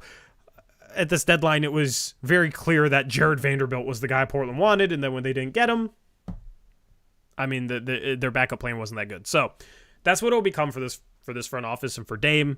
If Milwaukee doesn't come back from this 3-1 deficit to Miami, is it'll become Dame, recruit Giannis, and we'll do what it takes. And what it takes would be Sharp, Simons, the lottery pick. You hope that's probably 2. Because if you can throw in Scoot into that, I mean, that's a phenomenal package already. Mm-hmm. It's too bad we don't have the salary to just go all in and get both Giannis and Middleton or Giannis and Drew. I don't think we could even match salary for both. No, you can't for Middleton. I've actually looked at it. Drew is hard, but like if you could get Bobby Portis back in that deal, mm-hmm. Well, I go back to, the extreme example is the Celtics had Pierce and they failed in the playoffs several times and all looked bleak. And then they have high lottery odds in the Greg Oden draft, and they fall to 5 in that. And they end up trading 5 for Ray Allen, and then they end up trading for Kevin Garnett too, and then they win the finals that year. But I still look back at the trade deadline. Look at the Lakers, man. They had a big expiring contract and 1 first-round pick, and that got them D'Angelo Russell, Vanderbilt, like you just mentioned, and Malik Beasley. And that's not like a crazy big trade or anything, but like the other teams seem to find ways to get those guys, like that's the kind of trades we need to make, is just a trade where we get multiple players that can help us win now. And I just, unfortunately, I just don't have any confidence in this organization of pulling that off. Yeah. Yeah. I mean, it could be a parallel, obviously, a much bigger one, you know. Dame, can you recruit somebody better than Jeremy Grant? Right. I still think that might be Draymond in his mind. I mean, if we got to take Draymond to keep Dame happy, then, you know, I do it. And right? Unfortunately, now it depends on the price. Unfortunately, to tie this back to Mikal, he's the one guy who actually would love to be here. Not necessarily going to ask out for Brooklyn or demand a trade or anything, but he's the one guy who would be perfect for what the Blazers need at that small forward spot, but also would love to play in Portland with Dame. Dame could just pick up the phone if he was available and say, hey, like, I want you here in Portland, and he would love to be traded here. But unfortunately, it doesn't work that way, especially with the fact that Mikal's not a star yet, and he's under contract for 3 more seasons, so you're not going to be able to leverage it like Jeremy did. And then we're still in the situation where we have to match salary. So even if we could trade our lottery pick and filler for him, it's just tough to make that work. Yep. I guess the only other way is we could do the thing where we sign the draft pick and make it work. I think maybe that's how they're planning to get an extra salary in a trade, because then it would work with, I think, with Nas, Keon, Knox, depending on what pick we get. Obviously, if it's 7 or 8, this won't work, but they wouldn't take 7th or 8th for Mikal anyway, so it's a moot point. But. Yeah, like if you include like every tradable contract outside of Dame, and you signed, you know, a top 4 pick. If we got top 4 pick, probably the 6th or 7th pick would work too. Then you could bring back, you know. Yeah, I was just talking about Keon or for Mikal though. Oh, for Mikal, I was just looking at Buck salaries. Yeah, I was talking about Mikal that would be the way around it. Yeah, without giving up Anthony or Sharp. You could.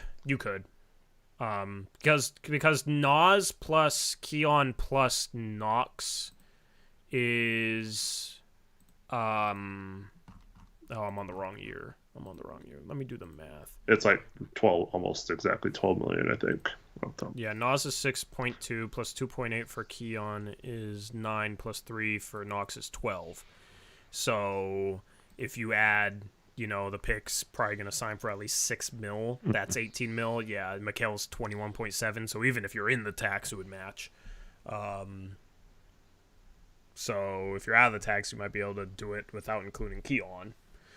Well, at that point, I'm hoping to clear some of those rosters. Oh yeah, I know. Yeah. You know, like I want them to be in that trade, not because I don't like them or whatever. I think we need to move, like just have new players in those spots. Yeah. Yeah, I agree. Anyway, let's do Tankathon. All right. Okay. Let's do Tankathon. And I'm gonna hope the Bucks lose because one can dream, right? I mean, every other fan base dreams, and it's not even logical because none of it works, and it's completely out there. So, what pick do the Pacers ended up getting? The 26th pick in this draft, and I believe they got the 32nd last year for Karis LeVert. Yeah, which is the package that we could have gotten them if we didn't have to trade Norm to his preferred destination. Yeah, guys, would you trade Keon for, you know, Keon in a second for the 26th pick this year and the 32nd pick last year? I certainly would. It's so crazy because a first, like even a late first seems like such great value to get back for Keon right now. Who was a first-round pick value a year ago? So it actually ended up being the 31st pick. That's how they got Nemhard. Dang! Yeah. We could have got Nemhard is already much more valuable than Keon. Nemhard. So yeah, even if it was just that pick, instead of Keon. Nemhard, Koloko, the other Jalen Williams, all on the board right now, or they're at 31. So You know how nice it'd be to have Nemhard just because he's like a point guard with some size that can play off ball? Like, even if he doesn't play a ton because you got Sharp or whatever, it'd make it easier to trade like Simons in a trade and then start Sharp, and then you have your third guard oh, on a super cheap contract. Instead, we got Keon, who's like 3 inches shorter than him. Maybe 2 inches shorter than him. And a worse shooter than him. And a worse passer than him. And just all around worse. But he's a first round value. I wish we had Andrew Nemhard. Eric, you know I have a soft spot for Andrew Nemhard. I have a soft spot for anybody named Nemhard because Gonzaga just got his younger brother just transferred there. So I'm excited to have much a Nemhard. smaller younger brother. I don't care. I'm excited to have a Nemhard on our team. We were looking like, oh, maybe this is the year we completely fall off, and now we're looking good again. Last night was the night to declare. I didn't see anything on Timmy. Did you? You remember how like Caleb Houston came out 2 days after last year that he was? I would be absolutely floored if that wasn't what happened with Timmy. Like he said numerous times he's entering the draft, like he's not coming back, and then they get Graham Ek. I feel like Ek maybe doesn't transfer to Gonzaga if Timmy's coming back. Yeah. So I don't even think their games really fit too well next to each other. Neither one of them is really a shooter. They're both kind of like a low post guys. So I mean, it'd be cool if Timmy came back, but I would be absolutely shocked if he didn't declare for the draft. So just waiting to hear something on that for sure. But agreed, Elizabeth Allen, that hopefully Duron Holmes stays in the draft. He declared it like the last minute. Yeah. I mean, I could see him like going. I could see Duron Holmes going back to college and transferring somewhere bigger. Mm-hmm. Maybe Kentucky if they lose Shibwe and don't get Hunter Dickinson. Because Shibwe declared, right? They have a huge recruiting class coming in, though. I think they have like 5 or 6 recruits. How many of those guys are like perimeter guys, though? Isn't like 4 of them, 5 of them perimeter guys? Trevor Schindler, we talked about the Bulls pick towards the beginning of the show. It's not a big deal at all. We can easily get that back. Yeah. Or change the protections on it, or whatever. Do you want me to just talk about that quick? Or do you want to get rid of it? We already talked about the No, I mean like what I've heard about what they would do. Yeah. Okay. So I'm not saying this is for sure, but I would put my life on this information being correct. So at the trade deadline last year, or leading up to it, the Blazers contacted the Bulls about lowering the protections on it. And the deal they somewhat had in place was to make it top 8 protected, and then give them, at the time we only had 4 seconds. Now we have like a lot more seconds we can add to it. So it was kind of like the Knicks pick for us this year, where if they made the playoffs, we got it. If they didn't, it would go. But now, so the Bulls smartly said, well, wait a minute, you guys might not make the playoffs this year. And if you recognize, like, you haven't made that good of trades, like I could see you guys pulling the chute and that pick being in the top 8, and then we're going to get screwed. So they decided to not just do that this year, which would have been nice, because then we would have been talking about, unless our pick happens to fall to the 9th pick, which has a 0.06 chance or something like that, or 0.6 or something like that. That was the plan, but the Bulls didn't want to do that now. But the same deal is in place pretty much any year from here on out. So the Bulls right now are sitting there saying, if you guys make a big trade, like obviously if we trade for Giannis, we will accept the terms of that trade, right? Because we're obviously making the playoffs, and so that pick would have conveyed anyway. But just in case someone gets hurt, they probably have a really good chance of that conveying. It's probably better for the Bulls to just make that go down to 1 year.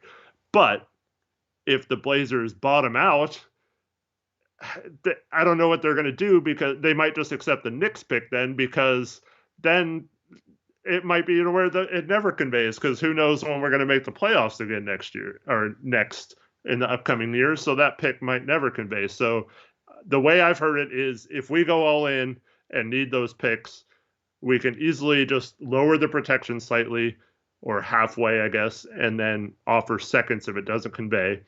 Or if we bottom out, they'll just take the Knicks pick, and maybe we have to throw in a couple seconds just to make them incentivize it.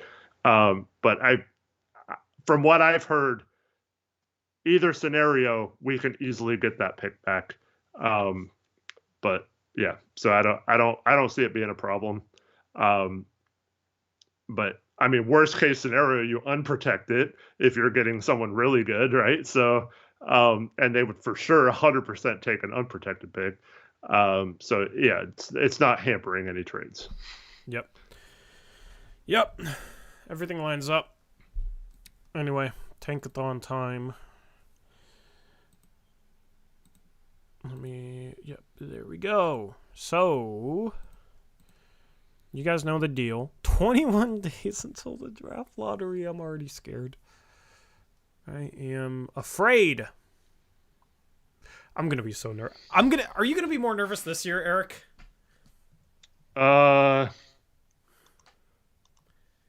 Nervous isn't the right word. What do you, it's not? I'm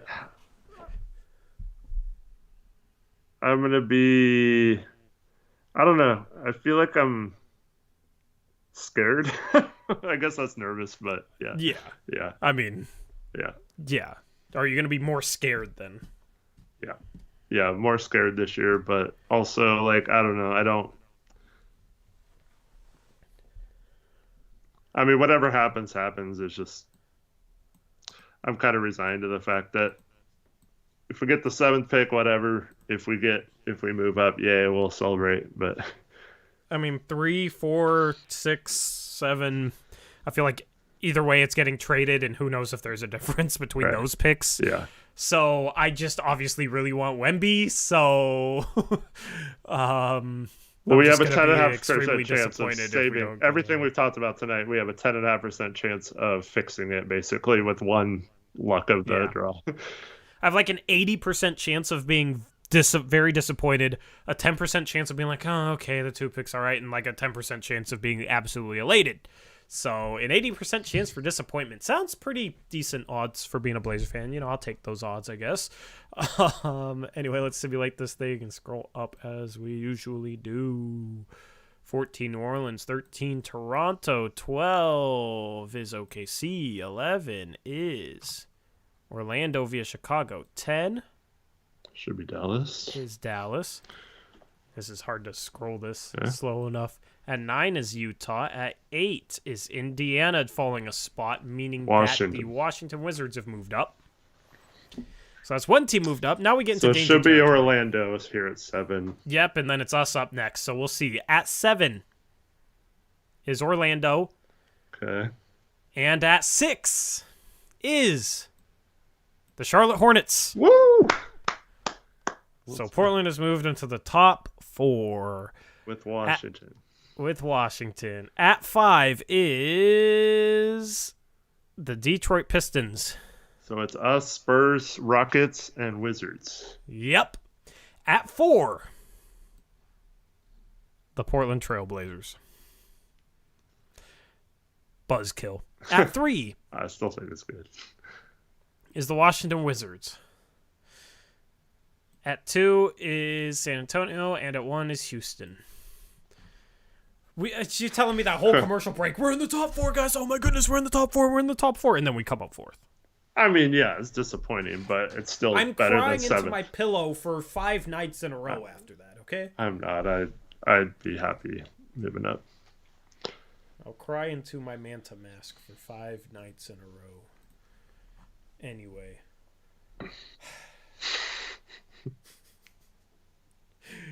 Trade options with that pick if we had it. I mean, it's all the same options as before. Would you do Ant and 4 for McHale, Eric? I think that's too much. I don't know if the Nets do that either, but I don't really like that trade. If it would keep Dame happy, I would absolutely do that trade. Oh man, I'd want Clax too. I'd absolutely do Ant and 4 for McHale. Chat. I need at least Royce O'Neal or something. Oh man. Yeah, I don't think you can ask for anything more. Would you trade 4 for Jabari Smith? I'm still really high on Jabari Smith, but no, I would not. I mean, that would be one way to do it because he fits into one of the TPs. It'd be close. But I don't know if that happens. Okay, chat. Here's your chat poll. Would you trade Ford Simons for McHale? I absolutely would. I think you're probably looking at one of the Thompson twins or probably Amen Thompson with that 4th pick is probably what it'd shake out to be. Although with San Antonio at 2 and Washington at 3, I could definitely see him going 2 or 3. So maybe that's Brandon Miller, but I'm not high on Brandon Miller compared to how high other people are on him. I still think he's a top 5 prospect. I probably have him at 5 right now. Anyway, I would absolutely do it. Absolutely do it. I think you'd be lucky to not get fleeced for more. I mean, you talk like this offense, I don't think downgrades at all by going from Simons to McHale. The defense, I think, gets noticeably better. And then you still have assets to make other moves around that. And you keep Dame happy. I mean, I think you have to. I don't. Because Ant's part of that friendship group, too, by the way. So I don't know if that necessarily makes Dame happy. I don't think he would want to do that trade. I mean, if Dame doesn't want to do that trade, then that's the thing. Then Dame can't sit here and say, well, we got to be aggressive in terms of getting better right now. Mm-hmm. We don't need 19-year-olds. We need to get better right now. And then you're going to say no to... Yeah, but then you're going to say no to, like, Simons and a 19-year-old for McHale then? You know, it just doesn't line up with what he has been saying. Because McHale's a better player.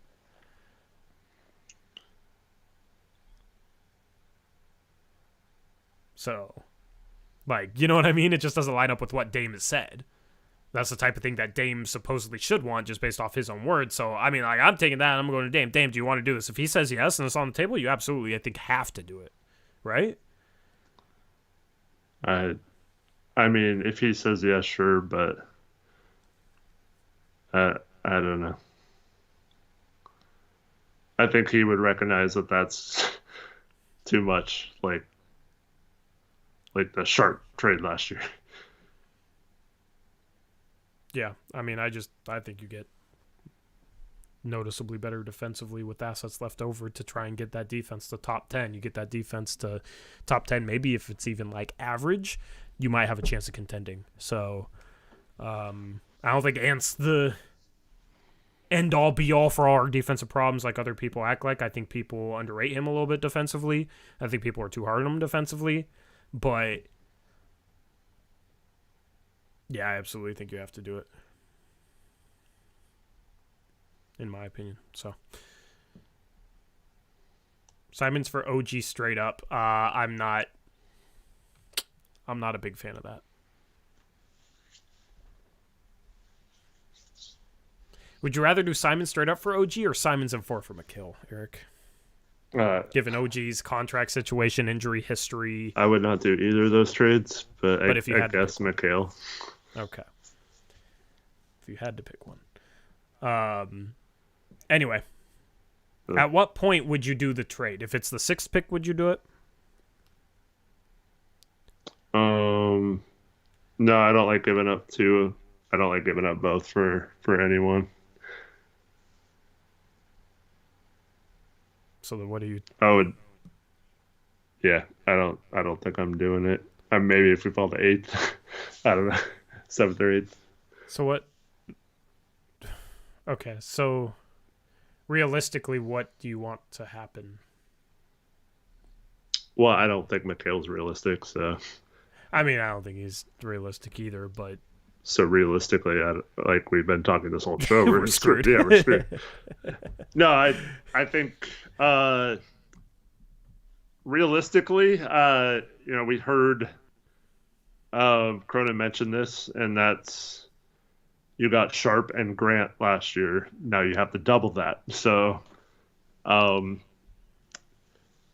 would try to get an OG without giving up Anthony or Sharp or whatever. So like if we got 4, I would my most realistic would be the 4 and then just salary filler, which OG is the one player on Dame's list that does match this criteria. That's I would try to trade number 4 and Nas, Kia, and Knox. I think we might have to throw in like Watford or someone like that. Or I don't know if Nate Williams qualifies or not. Then I'd throw him in as well. And try to get OG. Maybe you include the 23rd pick and you get the 14th pick, or what do they have, 13 or 14? So OG in that. So that's what I would try to do. And then you add OG without giving up Anthony or Sharp or whatever, and it only costs you the pick, plus you still get a mid first round pick. And then you could take Lively or something to add to your front court depth, and so that's what I would try to do if we were there at 4. But I think that's reasonable. I don't really want to get like fleeced in a trade, so I'd have it, because like if the number 4 pick hits and Anthony becomes like a 24 or 25 point game per score, which is very likely, it's just that's tough, man. Yeah, I mean, but that's the most optimistic version. Probably what you're getting with Mikhail. I mean, don't know how good he is on a per season basis offensively. Like, obviously he's good, but how good is he? Especially like in a playoff series as a number 2. Obviously, that team did not get it done in the playoffs at all against Philly.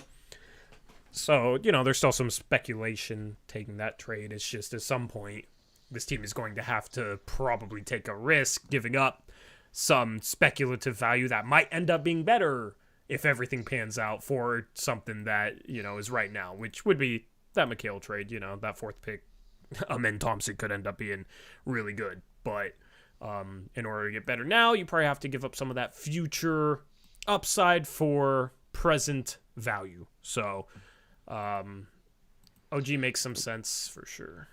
Yeah, and I could definitely see Toronto seeing a guy like one of the Thompson twins or something and thinking he's a little different than it still kind of fits their motto, but it also is more of a ball handler that's like that, like more of a true point guard, like if that's a men there at 4. So I could see them valuing that pick, like look at what Scotty Barnes did for them at the 4th pick 2 years ago. So I could definitely see them valuing moving up, especially now that OG has entered. That's also the one player that is in that Jeremy Grant category of having 1 year on his contract. He could kind of tell teams that he's not going to re-sign with them if they trade for him. So it might make a team like Memphis or OKC or New Orleans shy away from giving up too many first for him. So that's the kind of thing I would look for. Trevor says the 4th pick being good and Ant slightly upping his scoring is the most optimistic. Ant upping his scoring from, 21 to 25, 26 points per game I would say that's a little bit more than slightly. Also, the 4th pick being a stud is different than the 4th pick being good. And there's been fourth picks that have been bad. So, yeah, that is optimistic. That definitely is optimistic.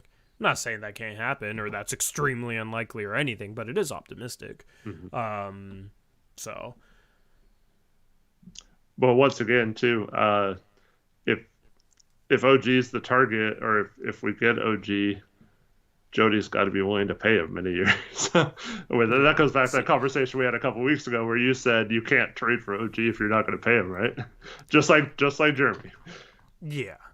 And then, how much of that decision is burnt cold, becomes a thing as well. So, basically, I'd be worried even if we pulled off that trade. Just because you have that free agency coming up and Jody's a question mark. Also, the whole quote about just pulling off another Grant and Sharp offseason is Grant was a unique situation where you're able to get a player for really good value in terms of what is likely to be a future late Milwaukee first. Right. And if it's not, and if that first isn't late, it's probably because Giannis wanted to leave, and in that case, then maybe we're making a play for him. You know what I mean? So, that pick in general, like, you're probably not going to get another Grant for a late future first, and that's it. Well, I'm just saying OG could be the Grant situation. Like, maybe he fits in better than Grant. Yeah, absolutely. But you had a lottery pick and you got Grant. But if you're like, there's probably no way to get like OG without trading the lottery pick or Simons or something more valuable than what you give up for Grant. So that's the whole problem I have with Cronin's quote, is that you're probably not in a position where you're able to get another Sharp and another Grant.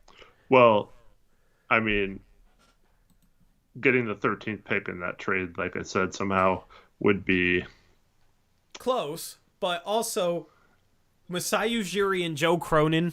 I know. I would not count. I would just be happy if they're dead set on OG. I would just be happy if it was like the 4th pick and filler and nothing else for OG. I'd be worried that Masai would just rake. See, I think that's too much. Rake Cronin over the coals.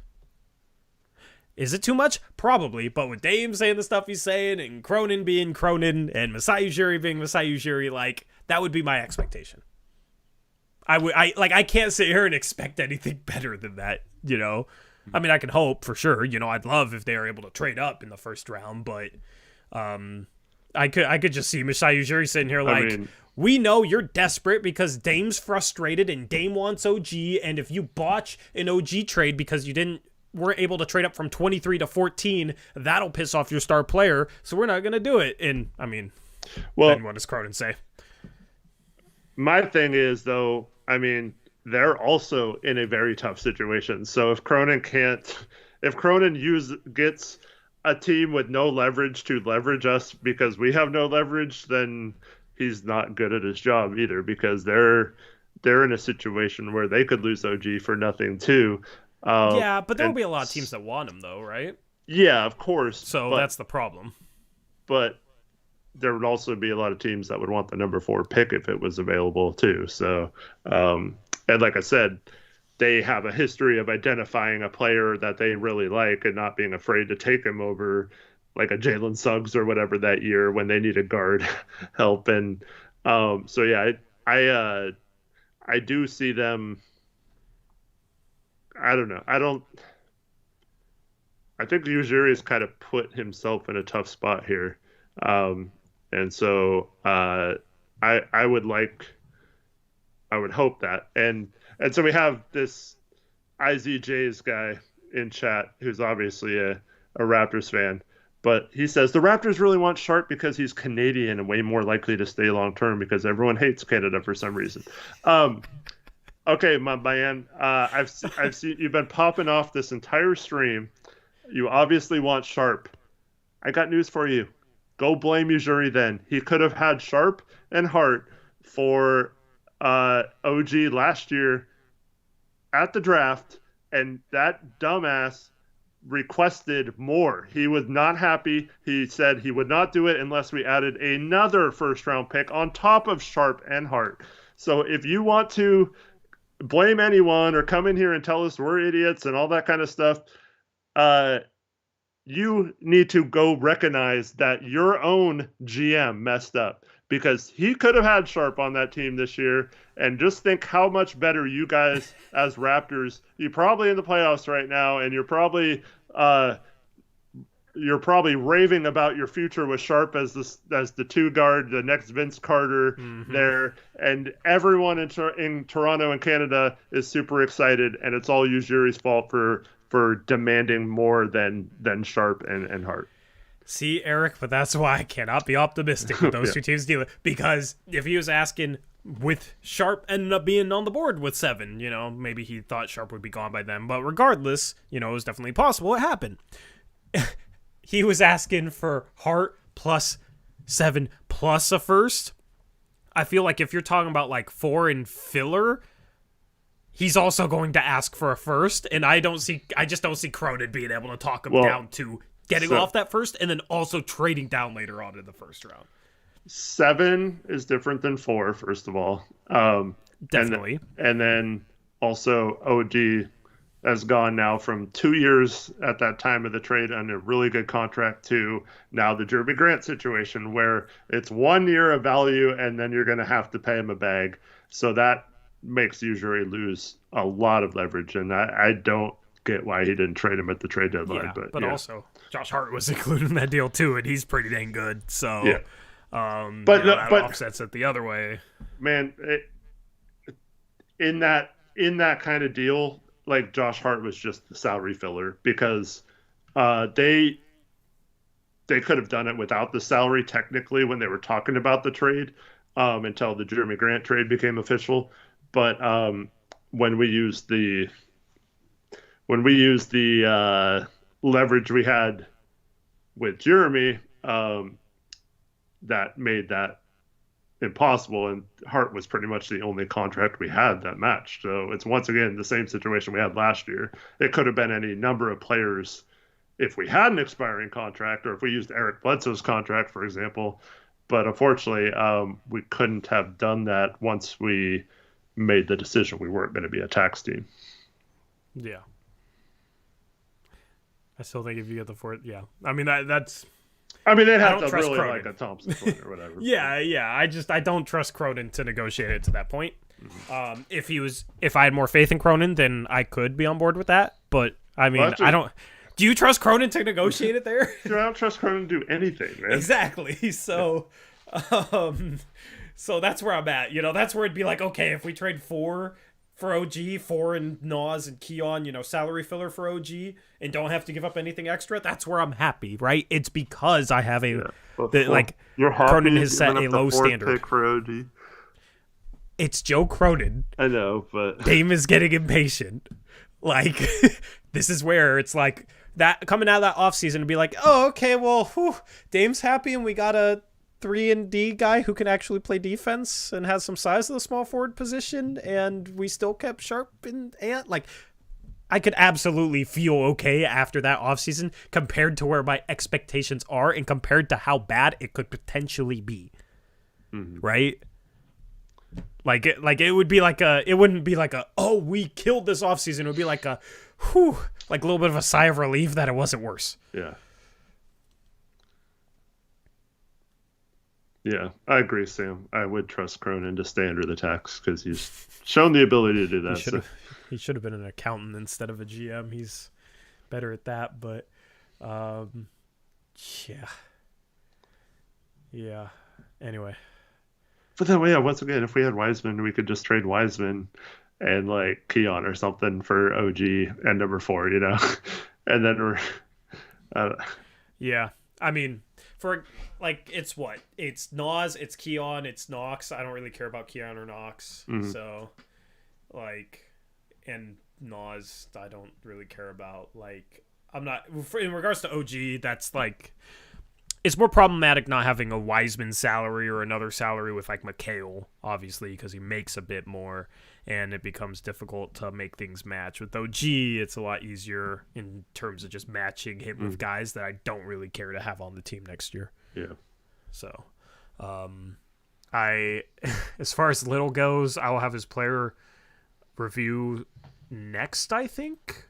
Yeah, he's up next. So that's the next player review tomorrow. I'll drop his, and I might also drop Cam Reddish's as well tomorrow. I need to make up a day or two. So stay tuned for that. And yeah,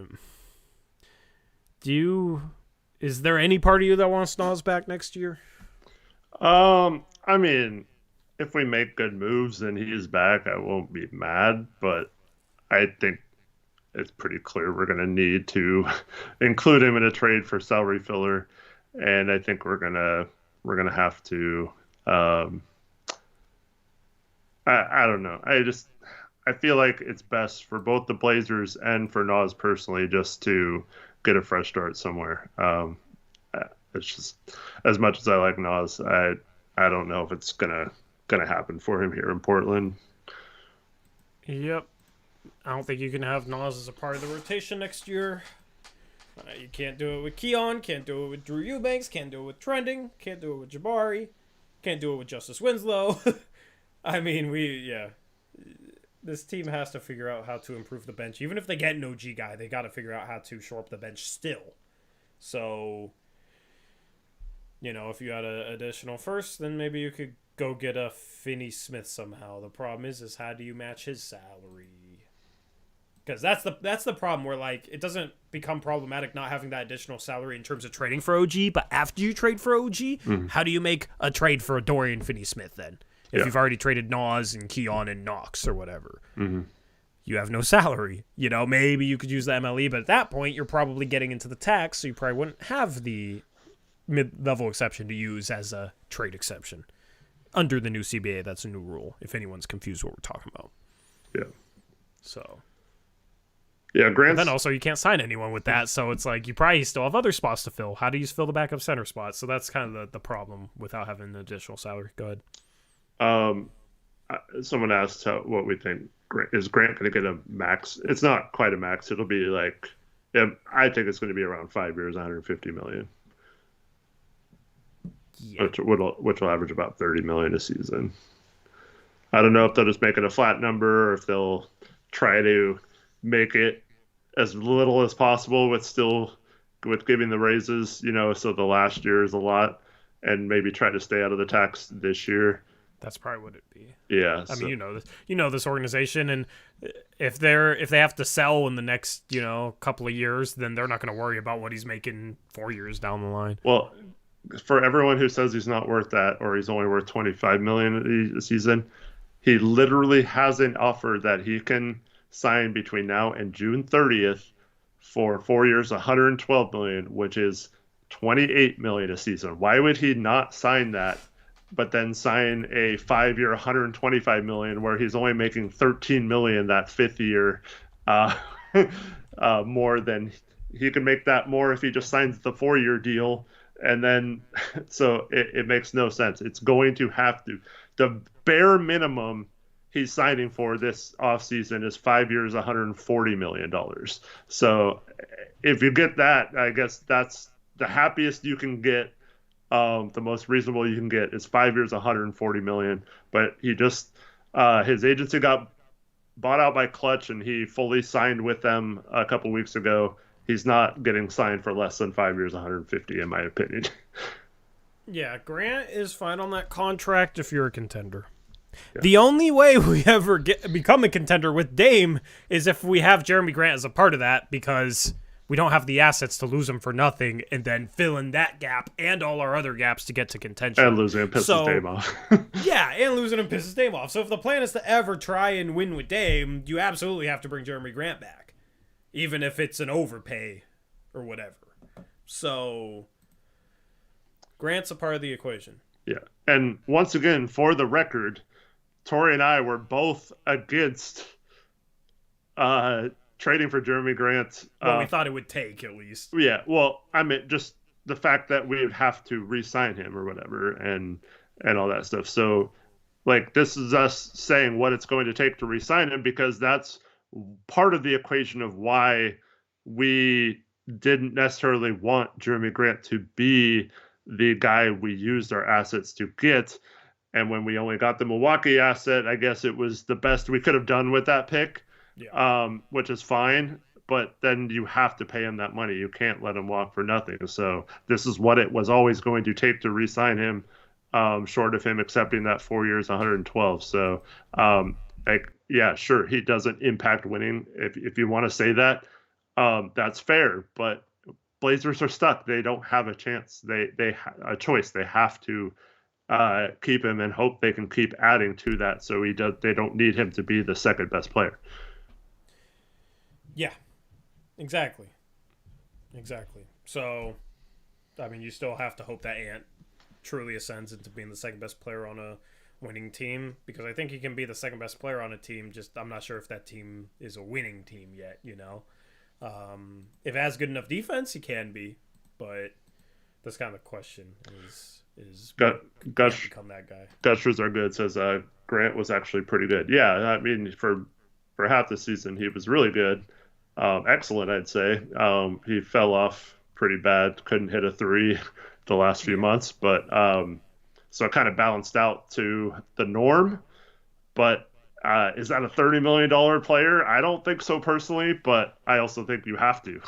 You have to pay him that. So if he's a clear plus defensively with the scoring he had this season, which was over 20 points per game, on good efficiency, 52% for 2, 40% from 3, then you can make the case he's worth $30 million. The problem is he wasn't a clear plus defensively because he was misused. Mm-hmm. So that's where if you get an OG to be your on-ball stopper, all of a sudden Jeremy Grant becomes more valuable because he would end up being used in his proper defensive role. Some of that is he become more valuable because Chauncey would probably stop making a mistake that he shouldn't already be making. But yeah, like Grant's fine.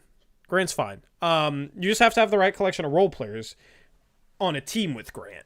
You have to have enough scoring where it's like, you're not over-reliant upon Jeremy Grant isolations, because I think when he plays in the flow of an offense, so amongst other talented offensive players, he's really good when he's like go it all, iso ball. He can get hot shooting some mid-range, but, he's a little questionable. I just think like if you had at least an OG caliber guy, two-way guy, that Grant would be okay on like a $30 million a year contract. But that's the thing. Nobody cares about how much Grant's making next year if this team is winning. Right. So that's what it's about to me, is like, how do you get the right collection of players that win? Mm-hmm. You're not going to get a winning team by letting Grant walk for nothing, and that's going to piss off. Like, it just doesn't make sense. Like, you have to pay him. Yeah. Chris has a good point. He is well liked in the locker room too. Great locker room guy, great chemistry guy. So, yeah. I mean, obviously the problem with Grant is defensively misused last year. He doesn't rebound. That's the other problem. So if that would be the problem, Eric. If you got OG, can you rebound well enough with that starting five? Because OG in 36 minutes a game only averages 5 rebounds per game. Grant in almost 36 minutes per game averages 4.5 rebounds per game. It would probably, how Dame went on that stretch late in the season where he was like getting like 7-8 rebounds a game? You would probably, you could see Dame being the second best rebounder in the starting lineup. Yeah, maybe. That's worrisome. That would be my worry with that team. Mm. That would be the one thing that could definitely hold it back. But then again, could it be a situation where they could make the playoffs and, not have to play their way in, and then the playoffs, like OG and Grant go harder after rebounds, and it's not a problem? Like they have that extra intensity in the playoffs. I don't know. Yeah, I mean, maybe you can make a case Grant gets a few more rebounds when he's not playing on the perimeter as much. I don't know. I mean, it becomes a situation where, like, if Grant's not rebounding, especially when he's not being because that's the problem defensively, too, with Grant's rebounding, is a lot of times he was, like, stuck out on the perimeter anyway. He was being used as a guard defensively, so maybe it's a little unfair to expect him to rebound like a power forward when he's being used as a guard on the defensive end. But he's always been a questionable rebounder. I just saw way too many times where he turned and watched the ball instead of boxing out, and his guy. Yeah. It needs to become a situation where that's held accountable. And that's drilled into him and drilled into him and drilled into him. I don't think OG's that bad of a rebounder, too. I mean, especially that. I don't know, but I mean, is he gonna have to be your second best rebounder, though?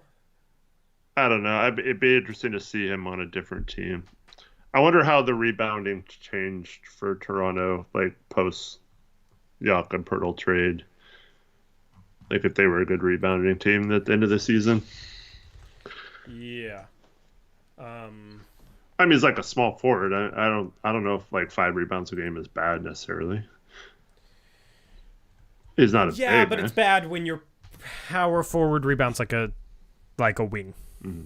But I mean, and you have 2 undersized guards. He was on a team where, Barnes is a good rebounder, Siakam's a good rebounder. Their bigs they experimented with were all decent rebounders. Yeah, I mean, maybe it could work itself out, but that obviously that's a worry. You know, I mean, that's a worry. Maybe you look at like the Warriors, who have Wiggins, who averages like 5 rebounds a game at the small forward position. Clay averages 4 rebounds per game, right? And then Draymond, in like 32 minutes a game, averages a shade over 7. So that's obviously better than Grant, but not that much better. But obviously they're the Warriors. They're fine. The thing is Steph averaged 6.1 rebounds per game this year. That's where you'd probably ask Dame to step up and rebound. Yeah. Well, I mean, I look at someone like going back to like the Robin Lopez days where he wasn't a good rebounder before coming to Portland, but his teams he was on always improved their team rebounding and stuff. So Zach Collins, I think, is a little bit like this. Until this year, he finally got an opportunity to rebound a little more, have a little more consistent role in that regard. But before that, he was just, a boxed out guy, let other teammates get the rebounds. Yeah. I mean, that's where, like, some fans, after trading for OG, would want to trade Nurkic and, like, 2 of our future firsts remaining for Miles Turner. That is where you absolutely cannot trade for Miles Turner because he's a very poor rebounding starting center. Like, you would need Nurk in his rebounding in that starting lineup 100%. Or somebody equivalent. You need your center to carry that starting lineup from a rebounding perspective, and then you probably want guys off the bench that are good rebounders. That's where it'd be nice to have Josh Hart somehow, but, is what it is. I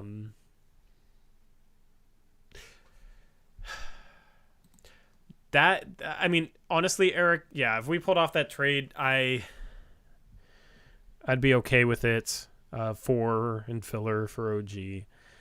My worst fear is like they're gonna go out and maybe it's not a terrible decision if it's like to bring this dude off the bench, but my fear is in order to make a splash for a big name and show that they're trying to win now after striking out on all their good targets, that they'll go out there and get one guy who struggled in this year's playoffs. Do you know who that is, Eric? I'm not sure. And they'll tout this guy. Nope, it's a guy that you don't like. And they'll tout this guy as like a big-time pickup. Ask the question again. It was a guy who struggled in this year's playoffs, and my fear is that the organization will go out there and trade for him. Maybe not with the 4th pick. His value is not worth the 4th pick at all. But they'd go out and get this guy and tout him as some big-time pickup to try and help them win now. I don't know. I feel like you're going to say Karl Anthony Towns or John Collins, but... John Collins is the name, yes. Yeah. Zach Collins' his brother. All good, had it too. Yeah. That's what I'm worried about. John Collins has looked terrible. He's completely fallen off. He's been in trade rumor after trade rumor after trade rumor. They didn't trade him when they should have, and now he's not worth much. I could see this organization trading like 23 into future first for him, and then like starting him at the center spot, and that's like maybe they use Nurk to match salary or something. I don't know. That is what I'm scared of. I could see Cronin doing that. If we traded like Nurkic in a first or 2 for John Collins, you guys would see me rage. That is what I'm scared of. So that's where it'd be like if it was 4 and filler for OG, it would kind of just be like a sigh of relief in terms of it not being worse, because that's like the type of thing I could see being bad that Cronin would do. Yeah. See, I'd rather just give up a bunch of stuff and overpay for like a Kongwu and Jaden McDaniels or something, like go after players that aren't necessarily available but are probably, I mean, their contracts are still in rookie deals, so you can get them for you can match contracts a lot easier. uh so like I'd rather just overpay for those guys, but unfortunately they don't really fit what Dame wants. I mean, Dame wanted Vanderbilt. Yeah, I mean, that's true. Jaden McDaniels is. I still think Vanderbilt is a possibility. Of just getting the Lakers a couple more assets, and then maybe they're trying to go after a free agent or something and need some extra cap space or something if they let D'Lo walk. So yeah, maybe you could still pick him up with the TPE in a couple seconds or something. I just think with them probably about to be in the second round, I see them kind of running it back next year. Yeah, maybe. Because you remember how bad they were to start the year. Mm-hmm. I see them being like, oh, well, if we had this team the entire year, we would have had home court advantage. Yeah, maybe. So, Jaden McDaniels, he's a guy I would really like, but I just don't see the Timberwolves trading him, even with his whole punching the wall and breaking his hand thing. I'm just saying, like, if we're gonna give up the 4th pick, like, I'd almost rather just go get a guy like that and plug him into the lineup, because we could, he would fit into the TPE or whatever. We wouldn't even have to talk about giving up anything else. Like, I'd almost rather have him for the 4th pick than OG or McHale for an Ant or whatever. Then again, Jaden McDaniels has never been a good rebounder either. Yeah. So, I mean, he averaged 3.9 rebounds per game in almost 31 minutes this year. That's a problem with Grant. If Grant was a good rebounder, I wouldn't worry about this, but he's not. So, it's a worry.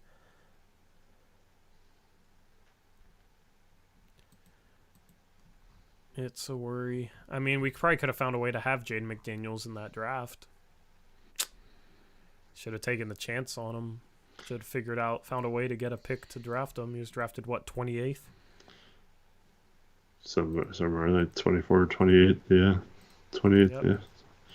Any mobile, agile, 6'9", 6'10" dude. I mean, I think you take a chance on him potentially being a good defender. That's how I want Taylor Hendricks. Yeah, well, he's going to go a lot earlier. No, I know. I'm just saying, like, when you get to that point in the draft, I think you absolutely have to try for that archetype. Mm-hmm. Is there anybody like that, in your opinion, in this year's draft that could maybe be had with that Knicks pick? I still think it's Leonard Miller. Yeah. I think he has the highest defensive upside. He's a phenomenal rebounder. Mm-hmm. So I think he would be perfect. But yeah, so yeah, I mean, his shooting is an issue, but we need more defense and rebounding more than shooting, I think. So if his shooting comes around, that's he's one of those guys. He's one of those guys where, like, if his shooting comes around, and he shot 79% from the free throw line this year. If his shooting comes around, then all of a sudden you're talking about a guy who can, like, knock down threes, attack closeouts because he can handle the ball a little bit and has shown some, like, playmaking flashes where it's like you got a dude with serious two-way upside late in the first. And I mean, you absolutely have to take that. He can handle the ball a little bit. He can create a little bit. So if he ever figures out that shot with that dribbling and creation ability at that size, it's crazy. You probably potentially have one of those guys that you're like, how did he fall in the draft? So that's why because everything I'm seeing is like he's going to be available in the 20s in this draft. So I mean, unless something drastically changes, that's one of the reasons why I don't want to just use the 23rd pick to give up because I think that's a guy who can come in and help do some things defensively right away. Shout out to Karen with the $5 donut. Says, Jarris solves these issues. Thank you, Karen, for the $5 dono. Yeah, but the problem is Dame doesn't want to draft another guy. So if it's like the 5th pick and we could take Jarris Walker or we could trade him for OG or whatever, I think they're going to decide to trade it for OG. So that's why I'm trying not to get too excited about guys in that range. But I mean, honestly, like, I don't think Leonard Miller is that far off of a prospect from Jarris where it'd be terrible to trade that pick instead of drafting Jarris and then take Leonard Miller 23. Like, Jarris is obviously the better prospect, but given where those guys are projected in the draft, I don't think the gap is as big as those projections would suggest. Yeah. I just think Jarris is a little bit more safe, but I mean, if you're talking just pure upside, I don't think Jarris has more upside. He might have a little bit, but yeah, it's not as far. Where would that upside lie? I mean, he looks like he's also going to be potentially a good rebounder. I think he's pretty clearly ahead right now in terms of help defense and just making the right reads and secondary rim protection. That's why he's safer, though. Yeah, I just mean like in terms of like overall just pure upside, like boom potential, whatever you want to call it. Like where does Jarris have just a higher ceiling? Maybe a little more physical to where he can get in the NBA, get to his spots a little easier being physical versus. I'm not saying Leonard Miller's not physical because he is a little bit too, but maybe just a little bit. I don't know. I feel like Jarris Walker's just a little stronger to get to what he wants to do. I trust his shot more too. Yeah. I think their upside is very comparable. Jarris is a lot safer, that's why he's projected higher.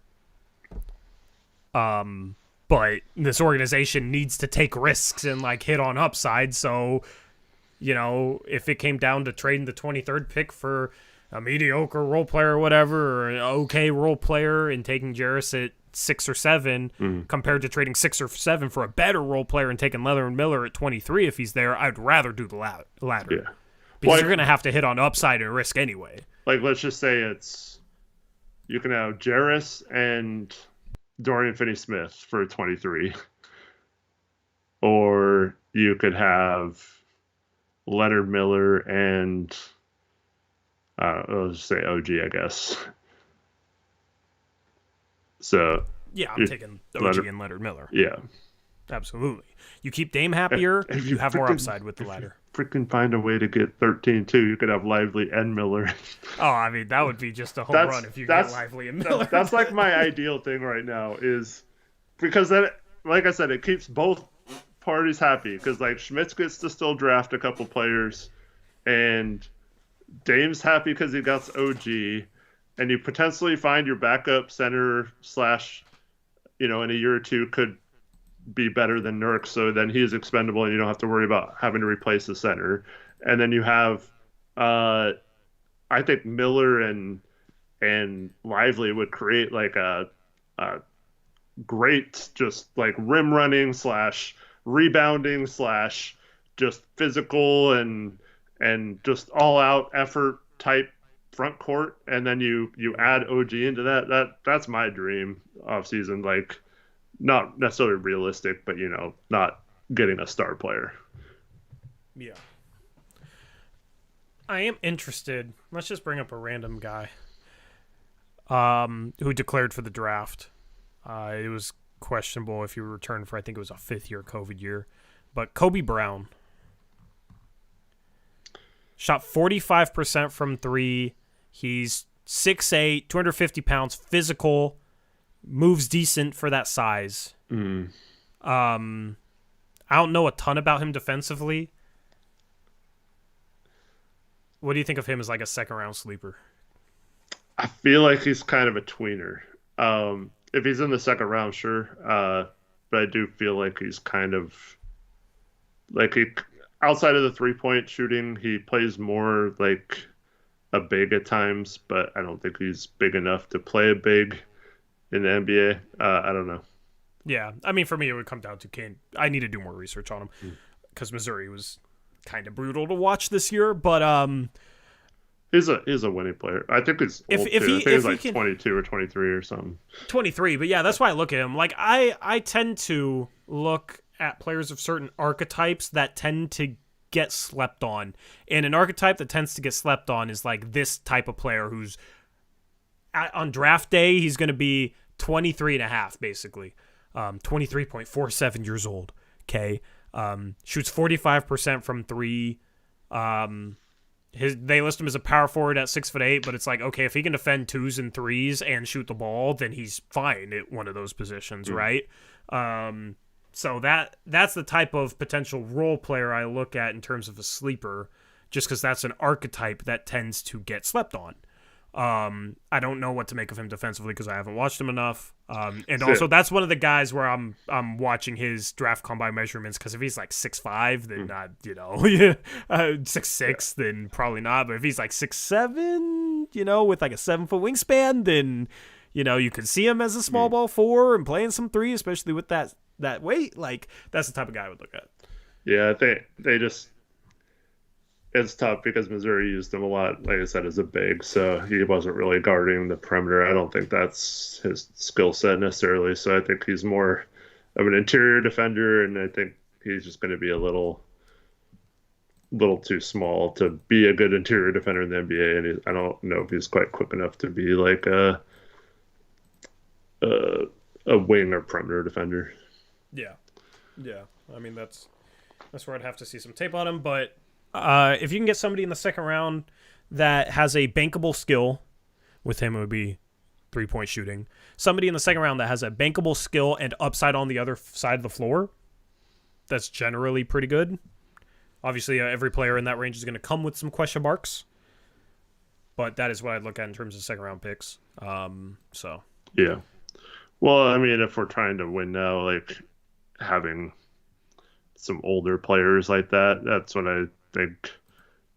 Let's just say Leonard Miller's either not the guy or he's not on the board at 23. I think that's when guys like Chris Murray come into play too. That can maybe just fill a role if you need him to, and you're not necessarily counting on him to be good, but could maybe be an into the rotation type player.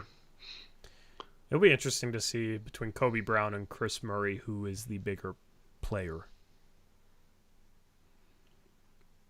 Like measurement wise? Yeah. Yeah. Yeah. Because if they're equal, I mean, I don't know. I need to look more into Kobe Brown, but I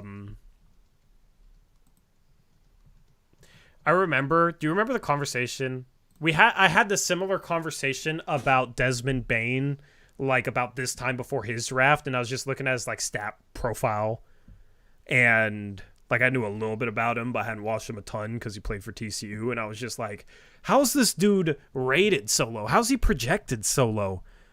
Because like he had some playmaking. I forget how many assists he averaged in college, but it's just like, okay, secondary playmaker, really, really good shooter, size to play the two, maybe some three. Like I remember just viewing him like, how's he not projected higher? And then by the time we got to the draft, after I watched him more, I was like, I think he's gonna be very, very bad. Who's this? The end, Desmond Bane. Oh yeah. Do you remember when we first had a conversation about just like his stat profile? I was just like looking at him without having watched him a ton because he was at TCU. Do you remember that initial conversation where I was like, how's he projected so low? And then by the time the draft came around, I like did not like him at all. No, all I remember is you taking one look at his shot and saying it won't translate to the NBA. And I've never heard you say anything else other than he's going to be a bust. Yeah, so I did not think you're his making shot. that up. No, I promise you I'm not. I promise you I'm not. Trevin, you can go find the stream if you want. I promise to you I'm not. I remember the first time like we talked about him on stream, I was like just looking at his stat profile. I don't know. Trevin, you have some work to do tonight. Anyway. Trevor, you're not going to find it because it doesn't exist. I promise you it does. I promise you it does. So, anyway. This stream has been long. Life advice, 5 minutes, then we're out. What do you guys need in your life? Oh man, my computer.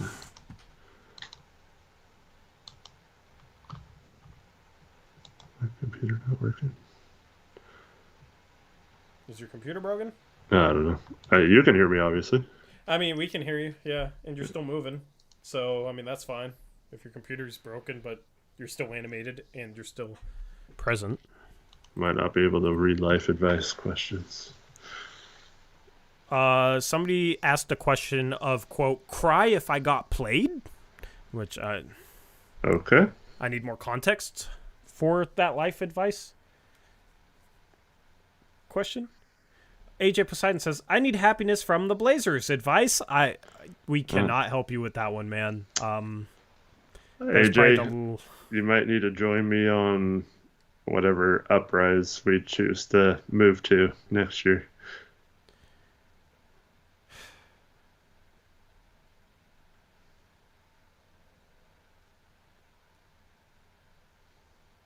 Nobody needs life. Everybody's life is good. Nobody needs advice. Busy says, should I grow out a unibrow? No, you should not.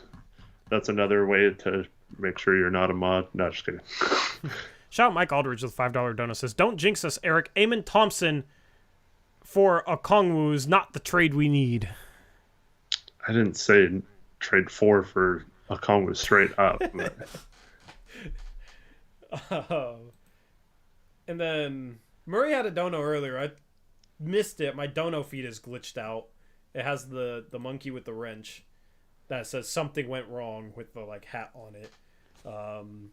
So I can't see the dono feed. So I asked Murray to tell me what he said, but he has not responded. So shout out to Murray who had a dono earlier. I don't know what it said, but appreciate him. I'll go back and look and read it off on the next stream. Yeah. Or you can message me on Discord because I messaged him. Shanghai Sharks Uprise. Yeah, just go to the EuroLeague or something. So in addition to you screaming to trade Dame earlier, and for us to discuss Dame trades after we already did, and then now you're lying about donating money. Busy, man. You're definitely on the never being modded list. He has to be a mod earlier. Yeah, so remember that Busy can never be a mod.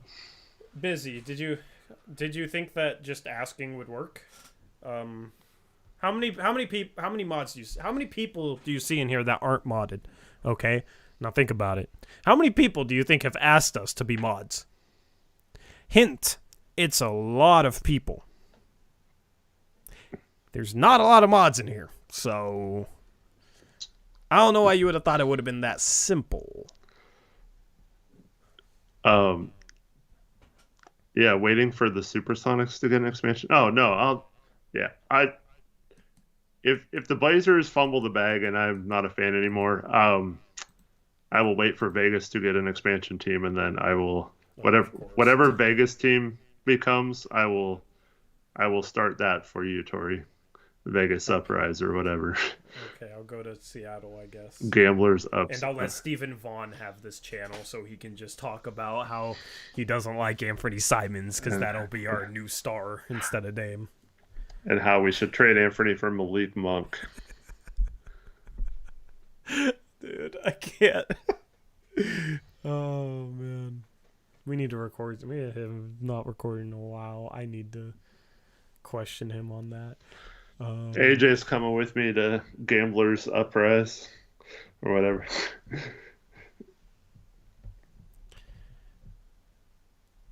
You're speaking some very negative stuff into existence. Sure.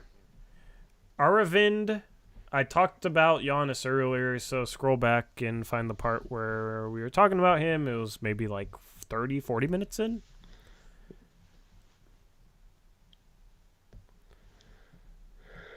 Mike Aldridge is mad at Vegas, so he'll be joining you on Sonic's Uprise. Well, don't be mad at... I mean, you can be mad at Vegas for the Raiders, but don't be mad at Vegas for the A's. Be mad at your owner and the city and whatever the hell happened with that whole situation. Yeah, we got, 23 weeks from tomorrow is or it's today now. 3 weeks till the lottery. Yep. If you do Vegas Uprise, you need to do all your streams from the slots. Okay. And then every dono goes towards your gambling addiction. I'll find some loose slots.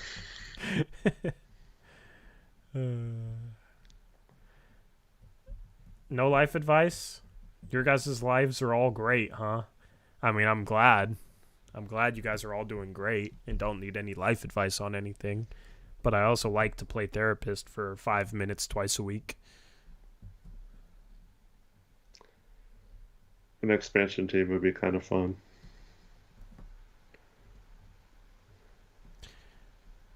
I couldn't be a fan of another team, dude. I just have no connection, you know? I know, but that's why we need a baseball team. I know, yeah. Even if you're not a fan, it would just be cool to see that whole process play out through expansion and building a team and stuff. If Portland gets an MLB expansion team, I hope it's in the NL so I can root for both the Mariners and the Portland team, like, in separate leagues. Mm-hmm. That'd be cool. If there were rivals in the same division, it makes that a little tougher. Like, I don't know how I would feel. Cuddy Soup says, life advice for creating YouTube content consistently. It's tough. Learn how to do things as efficiently as possible. Learn your keyboard shortcuts. And make sure you enjoy doing it so that you don't hate your life. Yeah, be passionate about whatever it is. Exactly. And then just don't get discouraged when you only get so many clicks on your first 100 videos or whatever. Like, just keep going and do it because you want to do it, not because you're trying to get people to watch or whatever.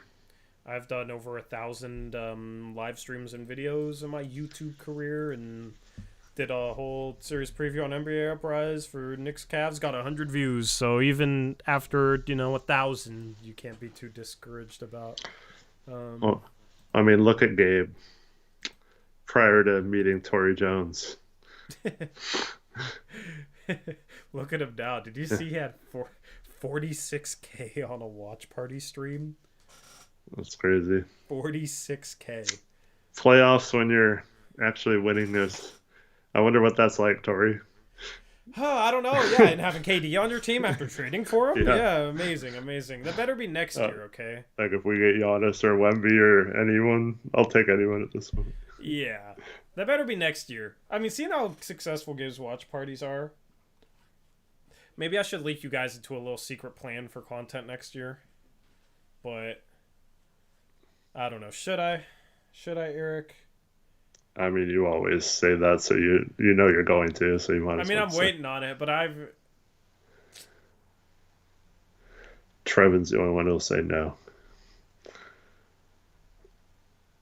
I give you guys a hint. You guys can figure it out. I will. I don't know. If we get 100 likes in the next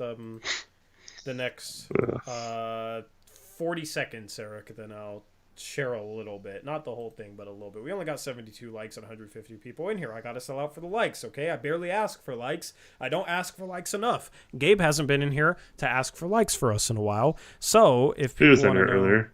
Yeah, but he wasn't asking for likes. He was actually participating. He was too busy checking out Lillard's butt behind me. So. I know, which I can't blame him. But so it's the way it goes. I'm a hashtag sellout.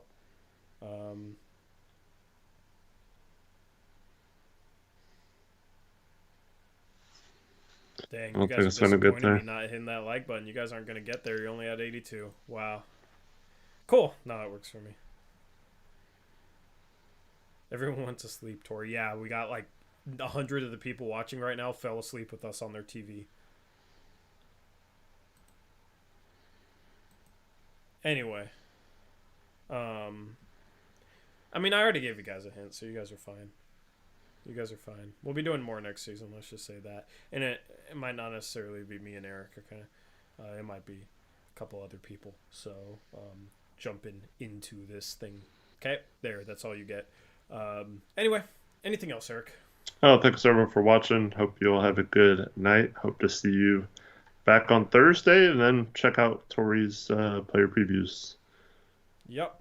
Drew Eubanks earlier today. You can see me rave about him if you want. Also, Nasir Little tomorrow, and then maybe Cam Reddish tomorrow as well. We will see. Looking forward to getting past player reviews, or at least getting to the fun ones, you know. It's kind of a little mundane to start, but I want to give a review on everybody. It'll be fun to get to, like, Sharp and Dame and Ant and Grant, though. So, anyway, hopefully you guys are enjoying those videos. Thank you to Bet Online for sponsoring this episode of Blazers Uprise Live. Promo code BELIEVE, BLEAV, for 50% rewards. Chris Brandlin, thank you. I appreciate you, man. I'm looking forward to a busy month of May, which is right around the corner. So, anyway, hopefully you guys have a good rest of your night. We'll catch you live again on Thursday, same time. Until then, as always, peace out. Go Blazers.